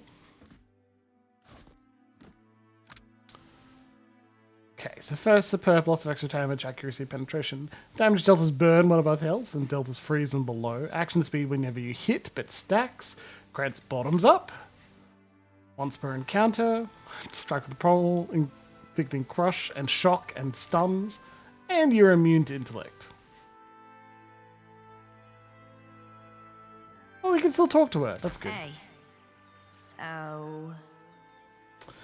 Moodwear's hilt cycles between hot and cold, indecisive. we need to talk about what happened with Ingfrith. How you doing? Good? Bad? I don't know how to feel. Fair. Should I be angry she was willing to let me go? Should I be happy you wanted to stay with me? It's not unreasonable for you to feel both. I mean, that's a lot for any person to process. Could you stop being right all the time? I hate it.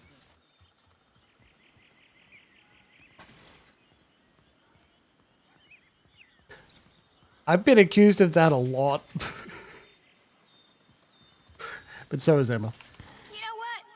You're right. We're good. I'm happy. The past is past, and all that emotionally healthy philosophical shit people say when they want to pretend they're over something. It sighs. Hey. Thanks. You know, for everything. Of course. So I just want you to be happy. Ew. I think your sincerity's rubbing off on me. What will the other weapons think? Before you get all bent out of shape. I'm kidding. Poor Emma. Mostly. Modewear's hilt begins to emanate a gentle glow. It sighs, and the hilt warms, soothing, and familiar. But the sword's words fade, the warmth remains. I think we just got into a romance side quest with our sword, which I have no issue with. One ability for one class.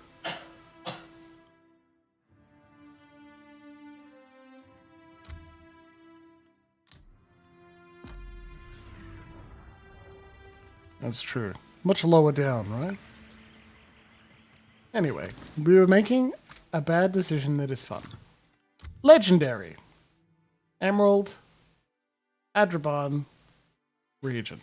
30,000. Legendary. No longer superb. Extra 15% damage, extra 3 accuracy, 1 penetration. Mythic.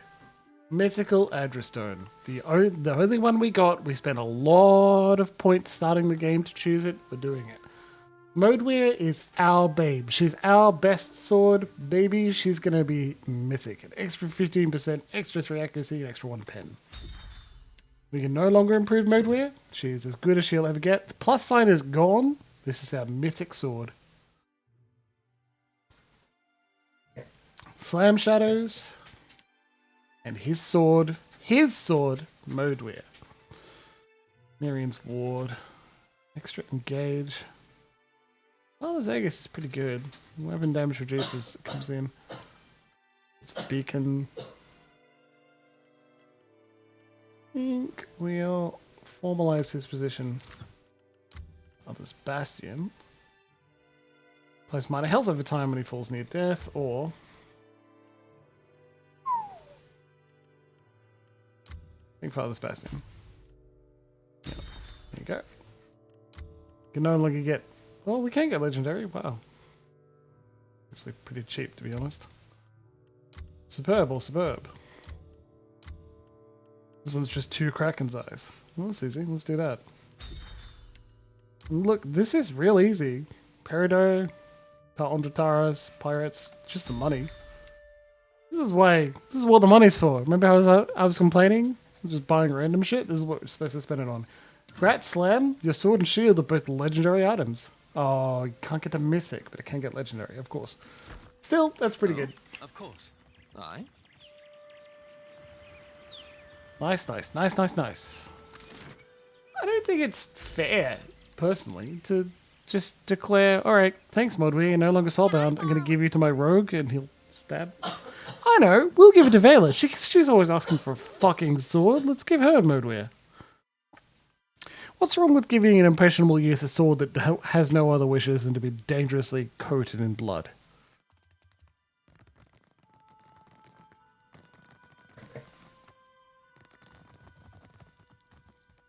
A quick save.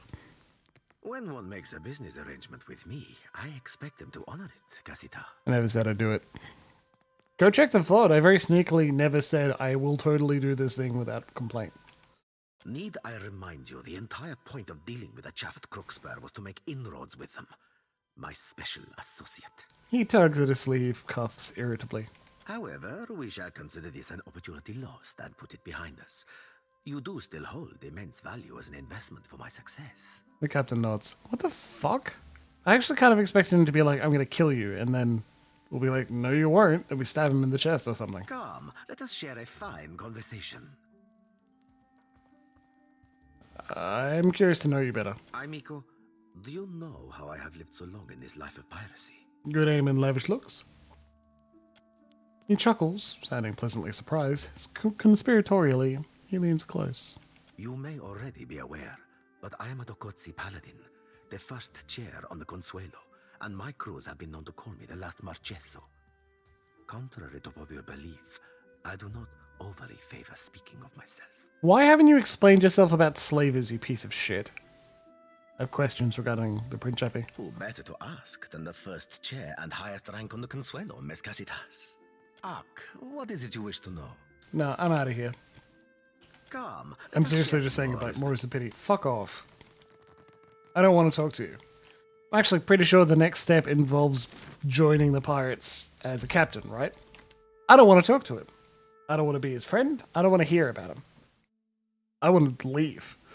I'm gonna go look. Gonna go look at our quests. Maybe he'll reach out to us to do something else. Maybe we'll come to the point where we like choose which faction we want to join officially, because we've carefully evaded doing that yet.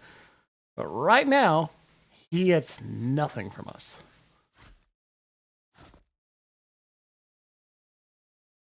Also, I feel like because the game is kind of hard-coded, it's essentially not giving us an option to be like, ask the thing that our buddy Seraphim really wants us to ask, which is, again, entirely, what the fuck? Ragged Kero? Deckhand 2 stars? Nothing else? You'll be better than some of the people we have. Oswald, back you go. Oh my god, okay. Have to go to Nekataka to do it. Well, look, I will. Don't doubt me, I will. To Nekataka.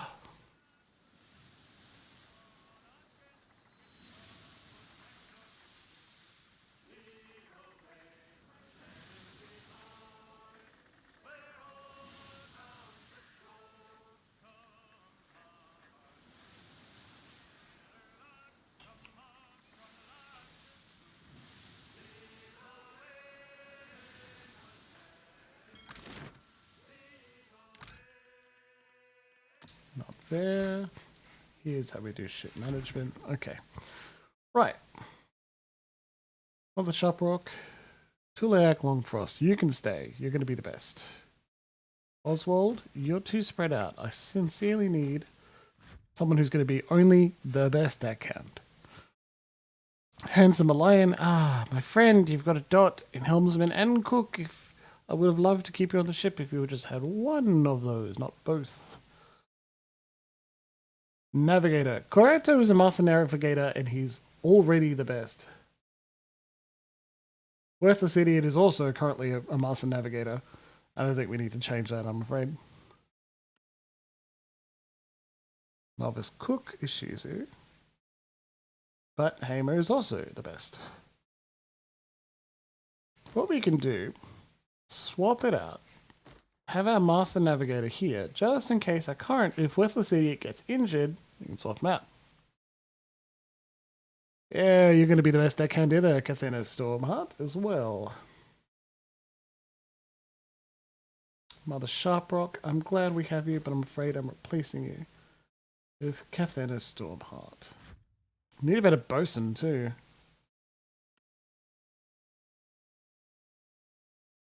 Also would have loved the opportunity to get better cannoneers. Get top tiers. Lendreth will become the best helmsman in a bit of time. Sadly, these people are too spread out.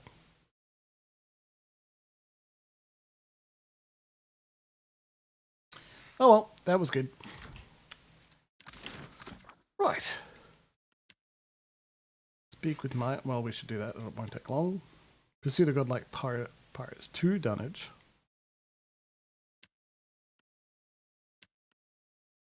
West Wakara Reef. I think we can do that soon. And then we go to Sayuka to do some more stuff.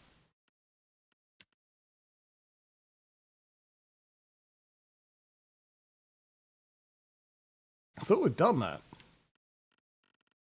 I guess not. Find Mad Marina in Undercroft. Okay. Well, I mean, that won't take us long. Shrug. We're already here in Nekataka. There's the music back again. Not really sure why it stopped.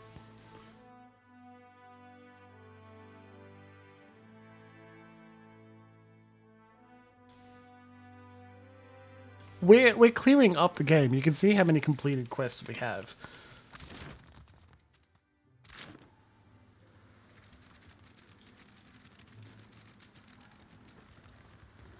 These sort of inefficiencies we're doing, like accidentally sailing away from dunnage before completing poor Palagina's quest. Slowing us down quite a bit.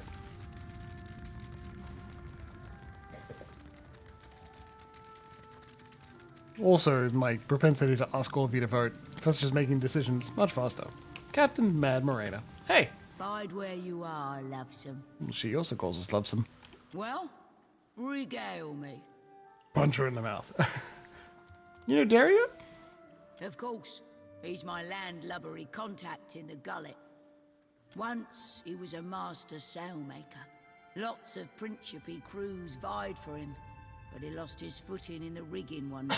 He was stitching when we were in his lair. And after that? It's a mistake sailors make only once. Yeah. He shattered both legs. Was Elia's mercy that he broke nothing more. But after that, he lost his taste for the sea. I like this as a statement that says he could have still served on the ship. They would have found a position for him, which is good. So what makes you a pirate, Lovesome? A blackened heart and insatiable lust for plunder? Sailing. It's sailing what makes you a right pirate. Sure, plundering too, but leave the seas and you leave the Principe. Perhaps Ferrante would disagree with you. Aye, but Aldi's wouldn't. And she's the only other captain what matters to me.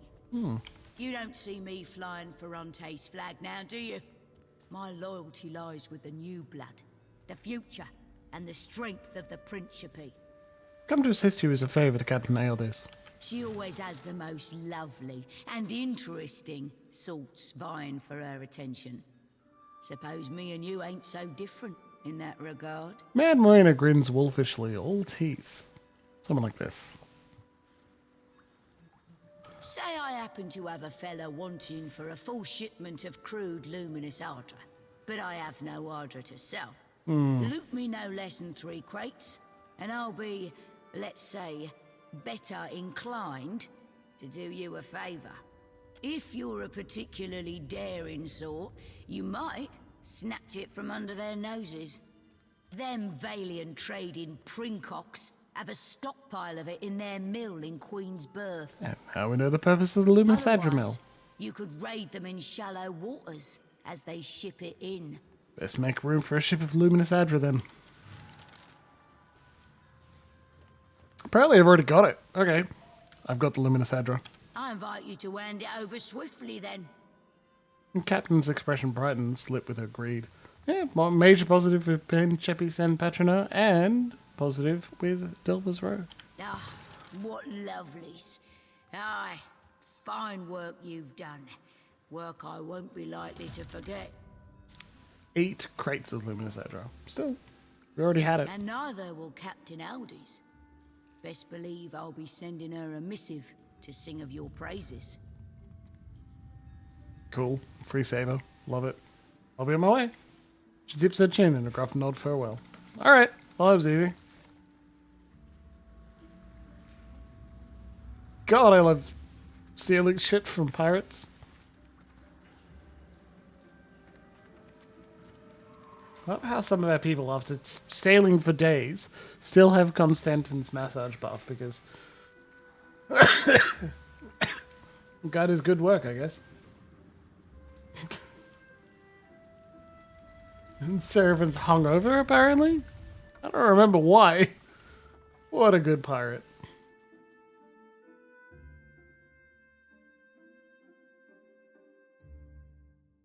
I wonder if there's a limit on the number of companions you can create. Because experience is shared. You don't need to have someone with you to get experience. Everyone fights in ship-to-ship combat. Whether they're in the party or not. So... My God, Wildwood, it has been a long time. I think about you a lot. I hope you're doing well. Go to the gullets and then leave. I hope to see you at Fenu, if that is, if you are presenting a game at that point. Their games are amazing, everyone. That's why I highly suggest you check out Games from Wildwood. Do a quick Google search and find their role-playing games. Or sale or perusal. Murder of Crows, I believe, is one of their work, and it is very good. Granted Peatley the power to heal the plague folk. I always knew she was a blessing on us. Never doubted her. Surely. Please. Look, I can't argue.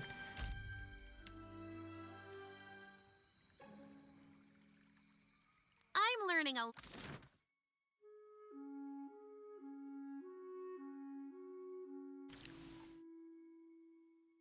That'd be fantastic.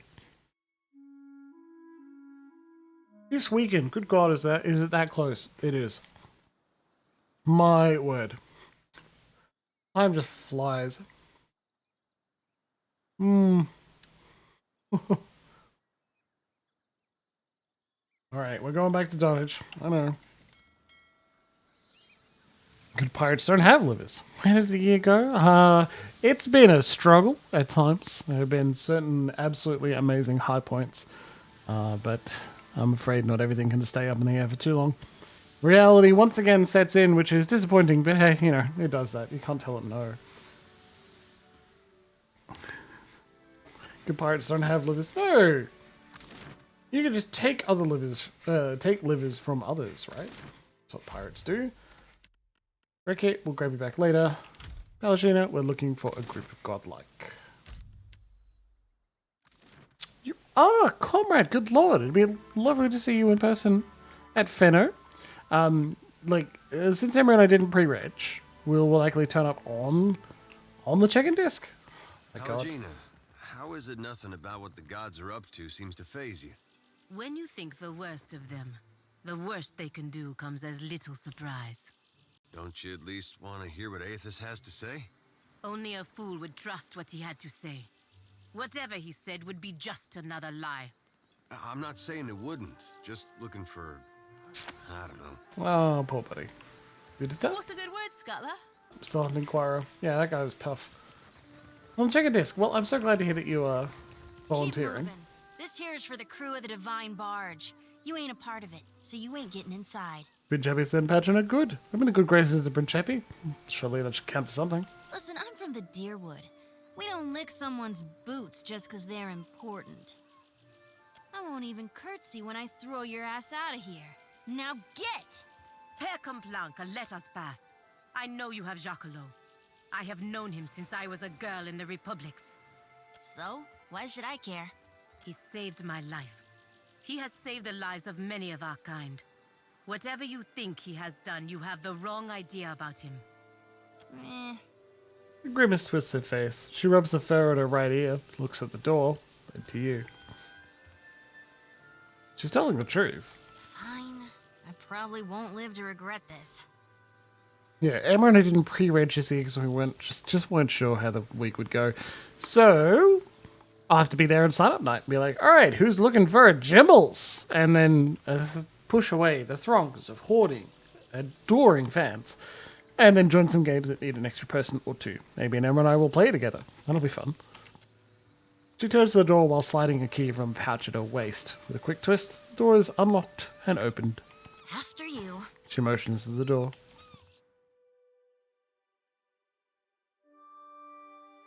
I mean, the pick and throngs of walking through and gap filling is a lot of fun. It's not the most efficient way to do sign-up, but like... We are honored by your presence, Captain. What brings you to this place? A present Shmuel greeting. That's interesting. Look to Palagina. You have abducted the Animancer Jacquelot, a valued citizen of the Valian Republics. Paladins never have chill. She steps forward. As a representative of the Brotherhood, I am here to negotiate his safe release. My apologies. Palagina said, he enjoys the protection of the Duc Belle and penance, and through them, the firmes mes canc suelitas. If Jacquelot is not returned to us in good health, everyone involved in his kidnapping will face the wrath of the Five Sons. This, I swear. Why did I let you talk? I could have handled this. I see. We ourselves have been debating what to do with Giacomo for quite some time. Hilariously, she starts with a diplomacy skill? Higher than the rest of her skills, right? I'm not sure how she gets the practice. I'm not sure how she gets the practice when this is how she approaches difficult situations. Giacomo stands at the back of the room, nervously assessing you. Though he appears unharmed, he flinches at every movement the pirates make. Tatzdal looks to the ceiling, apparently lost in thought. He sighs deeply and closes his eyes for an uncomfortably long time. At last his head drops and he nods resolutely. We are lost in the woods. You will guide us out by traveling the branching paths of Altleha. I wish we were a philosopher. What? A forest is defined by its boundaries. There are a finite number of ways through a forest, just as there are a finite number of ways this can end. Correct. I know the ways out of the forest, but you will choose the paths to take. Please look at option 3 for its hilarity. I choose the path of death! Very well. Captain draws forth a small wax tablet and a plain metal stylus. He scratches a few words on the tablet and lightly poises the stylus over the surface before looking to you. A woman is with a child, and she learns that if the child is born, it will suffer greatly and have a short life. This is a paladin's quest. If she ends the child's life before it truly begins, is this good or bad? Saw enough of that during the Legacy. Answer simple enough. When they ended it early, that was bad beyond measure. And when they didn't, same thing. You're not allowed to make that decision on behalf of another person. The question itself didn't mention how bad the life was with the person, like the woman, the mother. Suffer greatly and have a short life. Yeah, well, you're not the person who's able to make that decision. It's bad. His only response is to briskly make a small mark on his wax tablet. Perception 17. Even at this distance, you see Giancolo's eyes widen and his lips tighten at your answer. You discover a powerful new technology, but you are afraid some people may misuse it for ill purposes. Would you destroy the technology, regulate access to it, or make it available to everyone equally? Certainly it should not be destroyed. It would only be a matter of time before someone else made the same discovery. Well, there's always the potential for ill, but we cannot govern people by removing their choices. We must trust that reason and moderation will win out. He nods and looks to you. I think it should be regulated. He nods and makes another small mark on the wax tablet. Giancolo gulps and coughs, looking nervously at the captain's wax tablet. Alright, well, I'm choosing the wrong choices. Whoops. An enemy of yours is being persecuted. The grounds of the persecution are, by measure of your own compass, unfair. Would you allow the persecution to continue, or would you intervene to stop it? I would stop it. Sorry, Giancolo. He looks down at the wax tablet and makes a third small mark. Sweating profusely, Giancolo attempts to wipe his forehead with his sleeve before one of the Tattletall's pirates yanks the frail Animax's hands down. You learn that someone who does great good for many people is unintentionally going to do great harm to many people. The harm may not be great, or it may be so great that it dwarfs the good they have done. You have an opportunity to prevent this by killing them. Do you do so?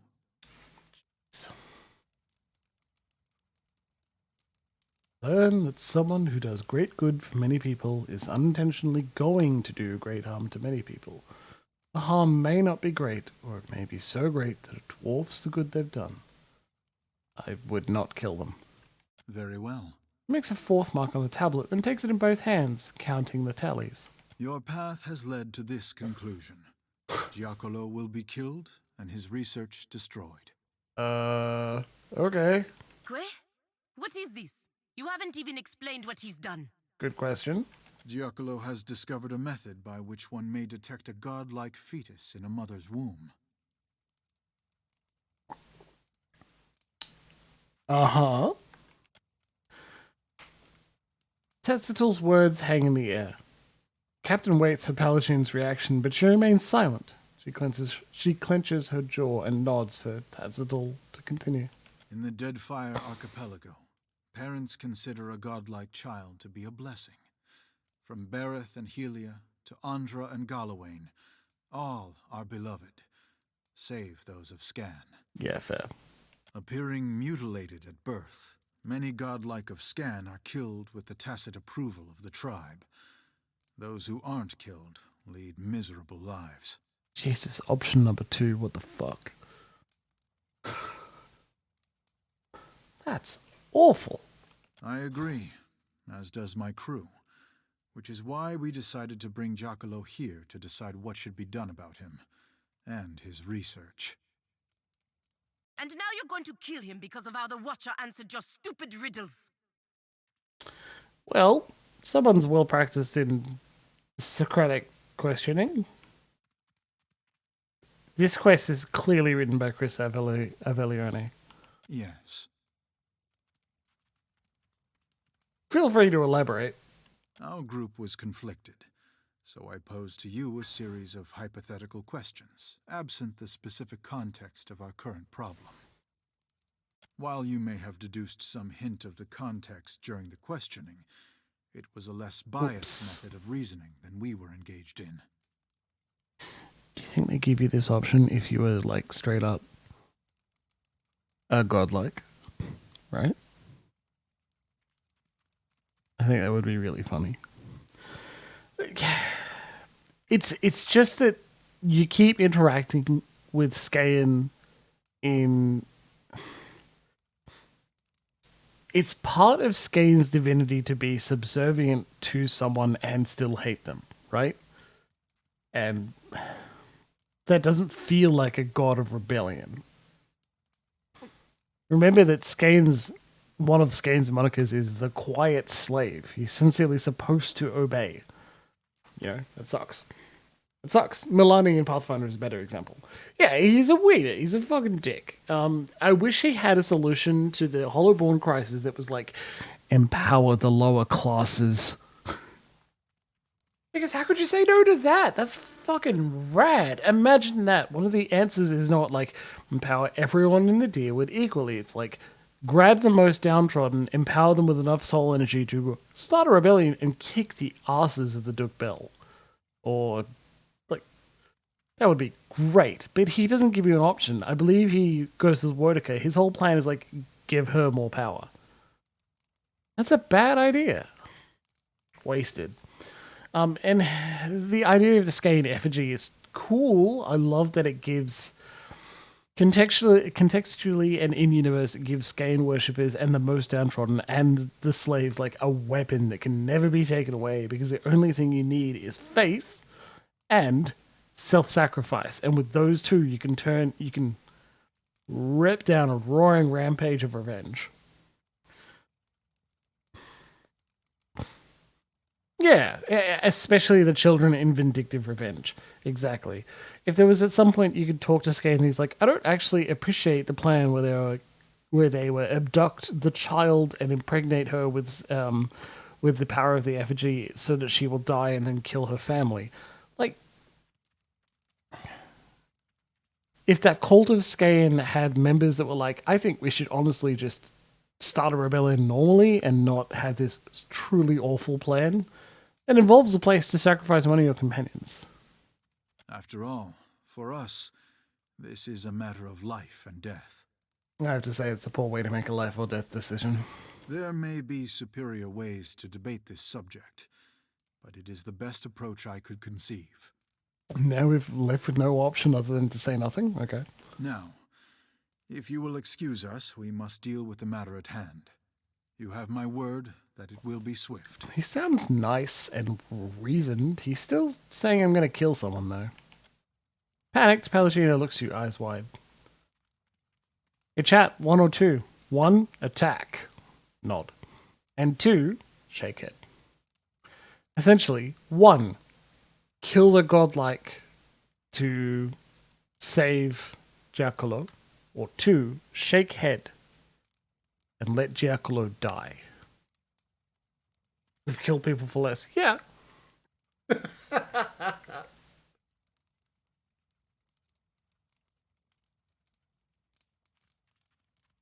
This is an interesting way to write a quest, right? Conrad's got a good point. The technology isn't inherently evil. It's the way that it's going to be used in universe by other cultures, specifically, that is the downside. This is a very good way to write a quest. If you do it in a tabletop where you're not constraining the choices your players can choose from a list, which is what we have here in a video game, they're going to come to this conclusion much sooner, right? But it is still interesting to ask them specific questions, pretend, mark down their answers in an appropriate way, and if you want to push... But something that I would recommend is like avoid the instinct to push in a direction where they come to this choice, right? If your players and their characters answer in a way that would make the person come to the conclusion that's like, okay, keep the person alive, like, don't take that away from them.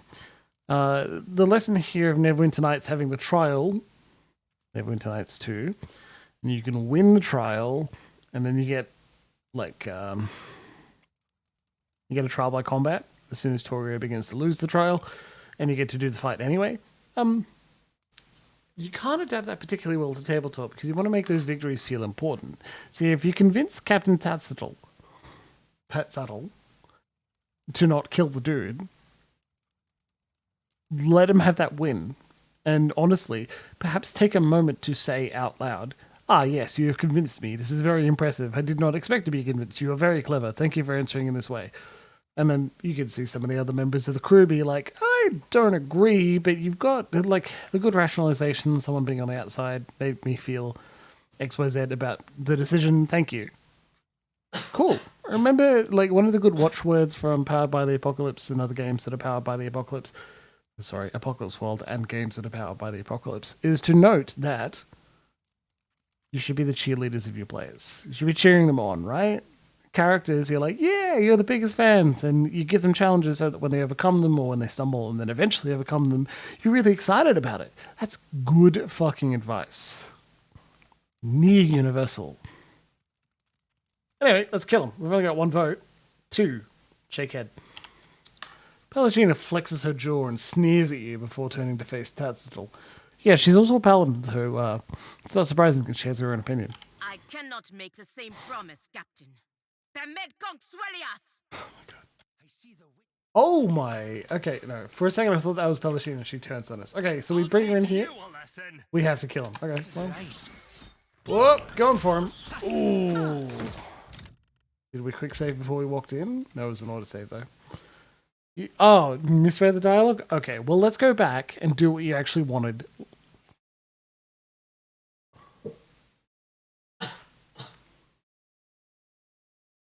Hilariously, I think Pelagina is essentially saying, "We are honored by your presence. I see. You're lost in the what? I know the way. Very well. Saw enough of that during the legacy. Bad. You just would you? Well, there's always the potential for should be regulated. And would you allow the persecution? Stop it. You learn that you have an opportunity to prevent this. I would not kill them. Well. In the Deadfire Archipelago, appearing mutilated. I agree. That's awful. Yes. Elaborate. Well, hallway. No. Nothing. Right.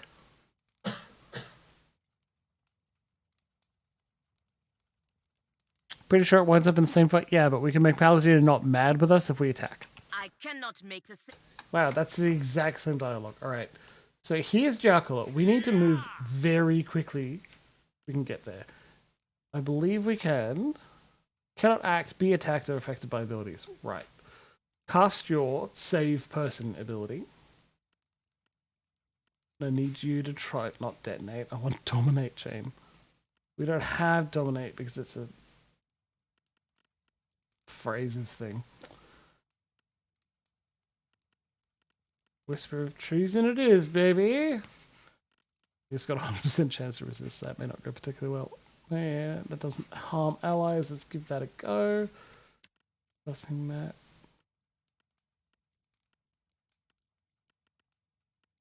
What do you think? Drains a portion of his defenses. Give that a go. Yeah, I think that's honestly about as much as we can do just yet. Whoa! Knockdown already? That's good. I actually don't want you to run over there. Could you? There's something you don't see every day. Why is he an enemy now? Or is it temporal cocoon? Maybe that is considered an effect you can only cast on enemies, and we've made like... Oof. Better kill him before that temporal cocoon ends. If we successfully like save him from being a target. Jesus, Seraphim. Mind Blades killed all of them. Hey there. Alright. Okay. Leave it to me. Lift his refuge. Or still in combat. 2, 1. Oh, come on, dude. Are you kidding me? Dumbest of all worlds. It's fucking ridiculous. Careful. That's that spell that puts you in a cocoon so you can't be targeted or hit counts as an aggressive action. We are honored. You have a here as a reef. I see. We are lost. A woman. If Saw enough. you just would you Well, there's always the potential for... an enemy? Would you allow the person? You look the heart. You have an very your in the appearing. And now Yes. Oh, there now. I cannot make this. Right. Don't cast the aggressive spell on the dude. But honestly, I think it was still a pretty good move because he runs over to damage him. What if we put him in the shell, right? That's an idea. Let's try and do this and see if that helps. And finally... Simas me tomb. Since he moves before combat, it doesn't... Like, BAM! Put him in the shell. Get the fucker. That's right.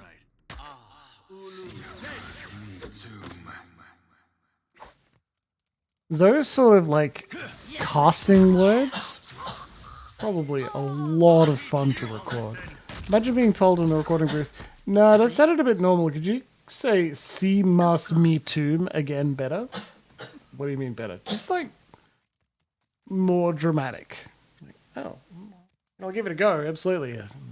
Do you want it like I'm in combat? Am I a little afraid? Should I go "see mas me tomb" or do you want it to be like more determined?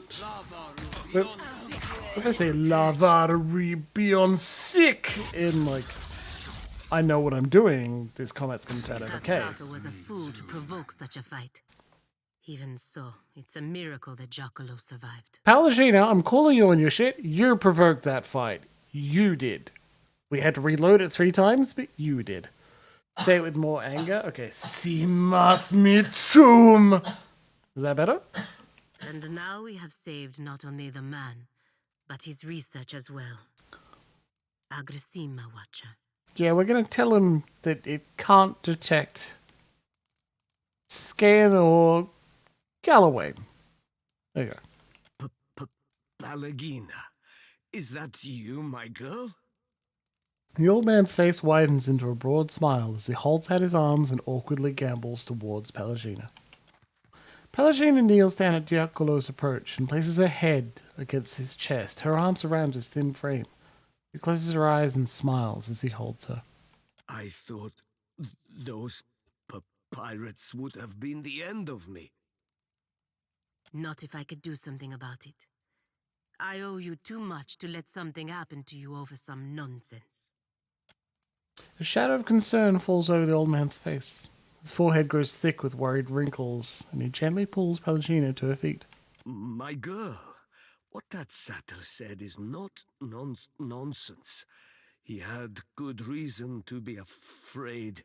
He looks to you for confirmation. There is a danger, yes. Animancers just need to be responsible. Sadly, many are not. And as a group, we have no ability to monitor and reprimand those who act irresponsibly. Giacomo sighs. And you should not be expected to. Who would even be capable of doing such a thing? Animancers should organize themselves to prevent their colleagues from getting out of hand. They should perhaps set up a trade union. How would that work? Would animancers submit to the authority of other animancers? They should relinquish small amounts of their power onto one another to make a group of decisions. If they have no interest in forming an opinion on a decision, they can simply not vote or abstain. However, when a decision affects all of them, it is requested that they all at least be made aware of the facts so that they can make the decision informed or not, whatever it may decide. Those decisions should then be informed to every member of the society and anyone else whose interests may align with them. This information can then be reported onto another group. If anyone wishes to no longer submit to the authority of the group, they can simply stop claiming membership in the group. But what if you're performing animancy without a license? Simply note that all the people involved in supporting research, other information, collective societies, and other oversight groups are formed up with members of the anarcho-syndicalist commune that works. Perhaps. Old age has a few benefits, my girl. One is a measure of respect from your younger colleagues. I'm a Kropotkin anarchist. And Goldman, especially inspired by Goldman. If we attempted to guide them with a gentle hand, perhaps. Giacomo strokes his chin and nods. Pellicini considers both your words and Giacolo's in turn. She nods her head and turns her attention away. You soon realize she is lost in thought. The moment passes quickly enough. Well, it appears we are done here. We should see you back to Nekataka, Mestre Giocolo. Before I go, I want you to have this, Aimoranet. An amulet of my own invention. It resonates with the godlike souls. Even severed, there is enough magic in your chime to activate its power. He holds up a beautiful amulet on a slender chain. An oblong adrastone gleams in its center. As he lowers it into Pelagina's hand, he cups his other hand around hers and gently squeezes. Look at that! All those additional effects, depending on what godlike you are. Nimbus of Death, Death the godlike, or Watcher only. 5% chance, instantly destroy a kith or beast with less than 100 health on hit. Yeah, there you go. 20% chance to convert fire damage to health, lunar heart, whatever that is. 95% damage when flanked or suffering from bodily afflictions. That's pretty good. It's pretty good to have like 5% damage reduction whenever you're afflicted or flanked. Very good for a rogue. Water of Life is the same as heart fire, but for water. Winged Steps, deflection against disengagement and stride. Endings godlike. You can't choose that as a player, so that's like only Vatnir. Moon godlike. You can choose that. Marine godlike is I think limited to Takehu. And Avian godlike is limited to Pelagina. Pelagina smiles and nods to him before letting him go. There's sadness in her eyes, but she regains her composure quickly. I appreciate all you have done. Both of you. He smiles, nods, and shuffles off towards the dock. Apologies. Sorry. As I said, remember, like, I bit my tongue. Kinda hurts. like cool gear. The cough gets worse as night goes on. Well, it's getting late. Sorry, little Woody. Well, we also know they were pirates, so can we go steal their ship? Yeah, steal the ship, sell it maybe, get ourselves some extra gold, spend it on enchantments. Get the fuck out of here. Well, our next quest is talk to Maya, so that won't be that hard. Leave. Bye. I'm taking 4 minutes to get to the Wanker. Wanker, let's go! It's not that bad. Don't worry about it.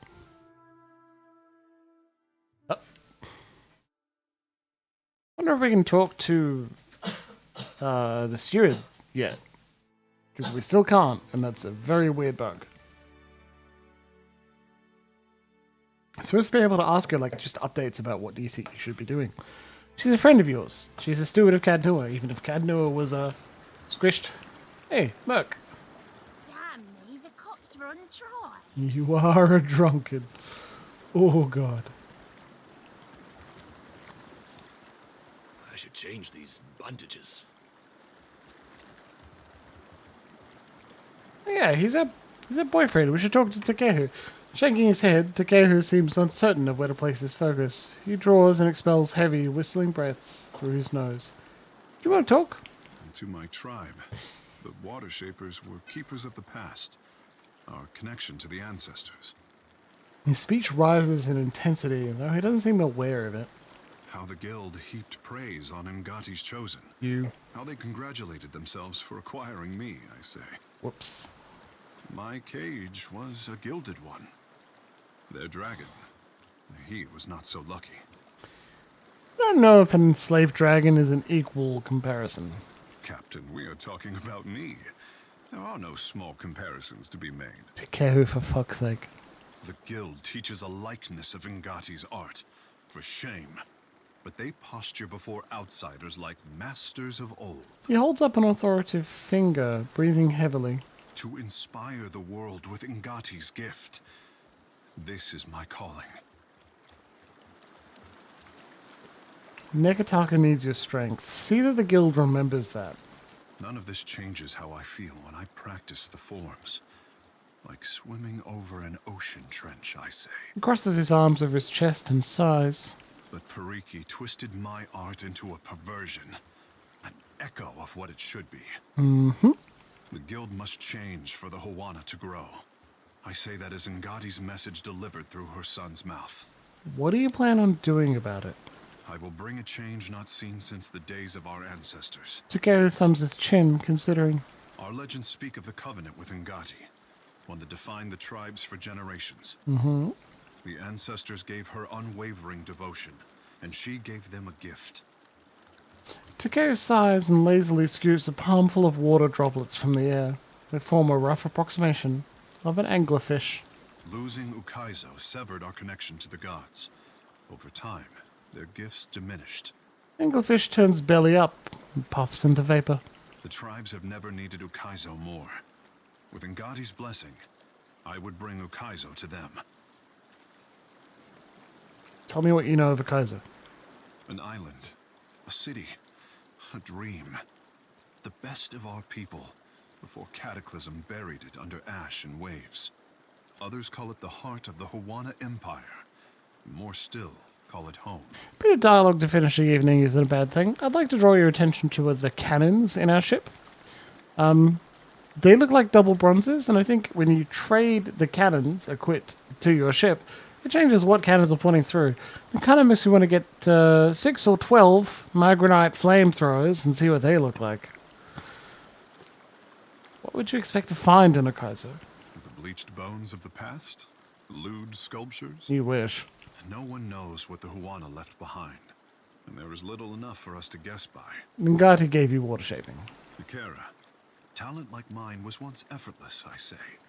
Our birthright as Hawana. He smooths back his hair, his hands coming away damp. Our ancestors could raise islands or divide the seas. No warship could stand against us. I think that's a romantic tale, buddy. Now only a fraction of us remember. He wipes his palms dry, frowning all the while. So you're committed to finding the island. Ikera, sometimes I wonder if we lost the Covenant for a reason. And if Ngati's chosen should choose his own path. Takeru sighs. Whatever we find, what better crew than friends to find lost Ukaizo on treacherous seas? Ikera? He makes a sweeping gesture, grinning all the while. Sounds fun. Akira. Right, Ishi? If you be taking requests, a few more beautiful lads and lasses wouldn't hurt none. Provided they possess the basic know-how of knots, navigation, cannon powder and such. Seraphin counts off the qualifications on his fingers. Captain, you have let the handsome fish do all the talking. I needed this. Thank you. He releases a heavy sigh, shaking out his arms as the tension dissipates. I like hearing the handsome fish talk. One of Takeru's hairs slips over his ear. He moves it back with a gentle squish, clearing his throat. The world around you darkens, and once again you feel an insistent tug for your attention, the pull centering from Takeru's soul. Surrender to the sensation. My handsome fish is intimidated by his own potential. How upsetting for him. The air around you feels thick with moisture. Andra leans forward in her throne. See the anxiety that takes shelter behind his confident smile? Hi. He has worn that since he was old enough to swim. Hello, hello. I wonder why Jimbles likes Takeru. I could always plant the Covenant in his dreams, but that would spoil the fun of Ukaizo. My final test for the Hawana. Help him to rise up from crawling. Help him to stand and walk as a man. As a god. Her presence draws away, and watery fingers lightly brush the nape of your neck. Still with us, Captain? I had no desire to bore you with my inane chatter. Takeo smirks, eyeing you with concern. Let's be off. Well, well, well. Andres? Not quite like the open ocean. Maya? So, we're back. Did you miss us? Maya smiles a little, the side of her mouth twitching, as Shiva offers a friendly squawk. Honest. Of course I missed you, Maya. Well, thanks. It was just me and the bird for a couple of days, and we're sick to death of each other. Something happened out there, and it's got me all turned around. Maya fixes her attention on a distant point. Speak your mind. I didn't exactly deliver a missive. That parchment was meant for me, and I delayed opening it as long as I could. She folds her arms. Atsura gave me a name and a location. That was all. When you're a sharpshooter by trade and your boss doesn't offer clarification, you learn to arrive at your own conclusions. Go on. The rub of it is, my target wasn't some ship's captain or an ogre swinging a fence post. He was the Ranga of a Huana tribe. She raises her brow and studies you for any reaction. Seraphim likes that. For worldly reasons, whatever that is. Takeo's like, what the fuck? Anyway. Why don't you start from the beginning? Nodding to you, Maya shrugs away some tension that you hadn't noticed before. Whereas Cypher, we could have picked that up. The village was beachside. No sign of foreign occupation. I might have been the first outsider to make land in quite a while. They were just simple folk going about their lives. Couldn't have been more than 50 of them. Their Ranga, though? He had a voice that carried, that echoed in the hearts of his people. Her eyes narrow as she concentrates on a far-off point. What did he speak about? He called for unity with the neighboring tribes, the setting aside of bad blood. His people listened, and listened well. He was my target. You can guess what happened next. Maya shrugs, squeezing her forearms to release some tension. Tell me anyway. I picked a spot and a time of day. Morning, west-facing, plenty of tree cover. The light was in my favor. The winds were low. He left his hut, mussed his kid's hair, and set off for the beach on the other side of the island, checking lobster traps. Ishi followed him overhead, and I followed him with my sights, holding my breath, waiting for the right moment. And then I stopped. I pictured all those captains I'd riddled with holes and wondered, is this how we treat civilians? Is this how wars are won? Go on. I shot him in the back of the head. He was a corpse before he hit the ground. She opens her fingers like a flower blooming. Seraphim gets it. Takeo hates it. It took a while for his kin to find him, but only seconds to figure out that he didn't die of a weak heart. She chews her bottom lip and glances towards Ishiza. What happened next? This tribe surprised me. They acted like I kicked over their anthill. They got mad. They got to work. The old Ranga went onto a pyre, and the new one snapped into place. She took up the call for unity while the embers were still warm. Maya shakes her head, grinning a little. Acted like I hadn't just killed her boss for doing the same thing. Have we been delivering assassination missions this whole time? Fair question. Short answer? I don't know. She frowns down at Ishiza. Atsura uses different codes for each of us. I could teach myself to write Ingwithan before I cracked another agent's instructions. Did it make a difference to you that the ranker was a civilian? Of course. I shoot to disrupt soldiers and end conflicts. Seraphim likes that. I mean, he's expressing his like via snickering. Not to stifle ideas or crush spirits. That's Valian work. Huh. So killing the chieftain didn't rattle the tribe. They mourned, they seethed, they tore at their hair. But they rebuilt. By the time I left, they were talking about peace with the other tribes like it was inevitable. A slow smile of astonishment rises to her face. Doesn't sound like your mission was a success. I completed my mission. I leave Atsura to worry about whether or not it was a success. Excellent way to abdicate responsibility. Come on. Sighing to herself, Maya tugs at her hairpin, worrying a loose lock. If you don't mind, I need to let this brew in my head for a while and see what bubbles up. Thanks for letting me unload in the meantime. We should talk to Atsura. He'll want to know that I've done as he asked.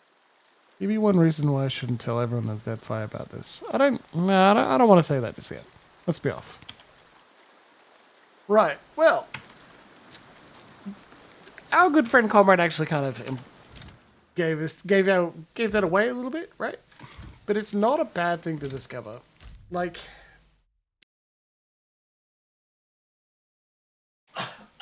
in a lot of games, honestly, in a lot of ensemble sort of things that have a lot of characters, but it's really apparent in video games. To have your group of companions, all you need to do is like develop a cast of people that are all relatively normal and well-adjusted, except for one thing, right? And then put them into conflict as often as possible, so that you have things to bounce off. Sadly, this can come about with like occasionally Dragon Age Inquisition. I think is is an example for this. It happens a lot, and I just finished it, so it's on my mind. Nearly all of the companions fucking hate each other. Right? They're always bickering, and that can be exhausting to me personally. And it doesn't work in a tabletop game because without the constraint of saying we are playing a game together, this is why we are here, you often end up with the questions of like, why are we still hanging out together? I don't understand it. Anyway. And I think we just essentially encountered Maya's one thing that makes her a weird or badly adjusted, poorly adjusted person, right? Did we not? She's just a courier. She's a normal sharpshooter, a very organized and normal person. Also, she kills people. Whoopsie. And she's an assassin that's got, like, some doubt, not specifically doesn't want to kill people anymore, because that would be hard. She's got some doubt expressed about whether her work is actually worthwhile or if she's just killing people pointlessly. We will continue a companion quest and see if we come to a conclusion as to whether it's important or not. However, it's go back and sail all the way back to Nekataka, so we may do that later, right? I think, honestly, our next step will be Sayuka. We'll finish off a few quests there, right? Hell yeah. Otherwise, my friends, it has been a lovely Monday night with all of you. We actually completed a level 1 hype train, whoop whoop, and I'm really glad to hear that. That's been a lot of fun. I just want to wish you all a very good night. Games from the Wildwood reminded me that Fenno is this weekend, so if you're in the Canberra area, please check out fenno.org.au and see if there are any games that pique your interest and drop down to Durham Island College on Friday evening to sign up for them and have a good time. On this long weekend, right? We're off Monday. Hell yeah. And also remember to tell your friends and any loved ones and anyone you care about quite a lot how much they mean to you. And do it even if it's just a little bit awkward. Not if it's super awkward. Like if they're going to hate the process, don't force them. Maybe just leave them a note, right? It's pretty good. It's pretty smooth. And then tell the people you love that you love them very much. And I will see you Wednesday night for more Stranger of Paradise, Final Fantasy Origins. Tomorrow night I'm a little busy. I'm going to be writing an assignment for a little bit and seeing a friend. But we have an exam this Friday, and we're going to hope Friday to Sunday, and I'm going to hope I pass that one. And if so, I have one more assignment left, and then I'm done for the term, and that may mean I can spend an extra evening or two in your presence, right? Less assignments, more reading out stories. Good night to everyone who's here with us now. Let's see if I can send you over to some other person deserving of your respect and attention and appreciation, of which you shower me with, and I greatly appreciate having you on board for that. Video producer. Create a dashboard. It's on Raid 2. No one online at the moment, so I'm afraid. I guess you just get to have a good night. Go check out Action Buttons Review. Good way to spend 6 hours. Good night, everyone.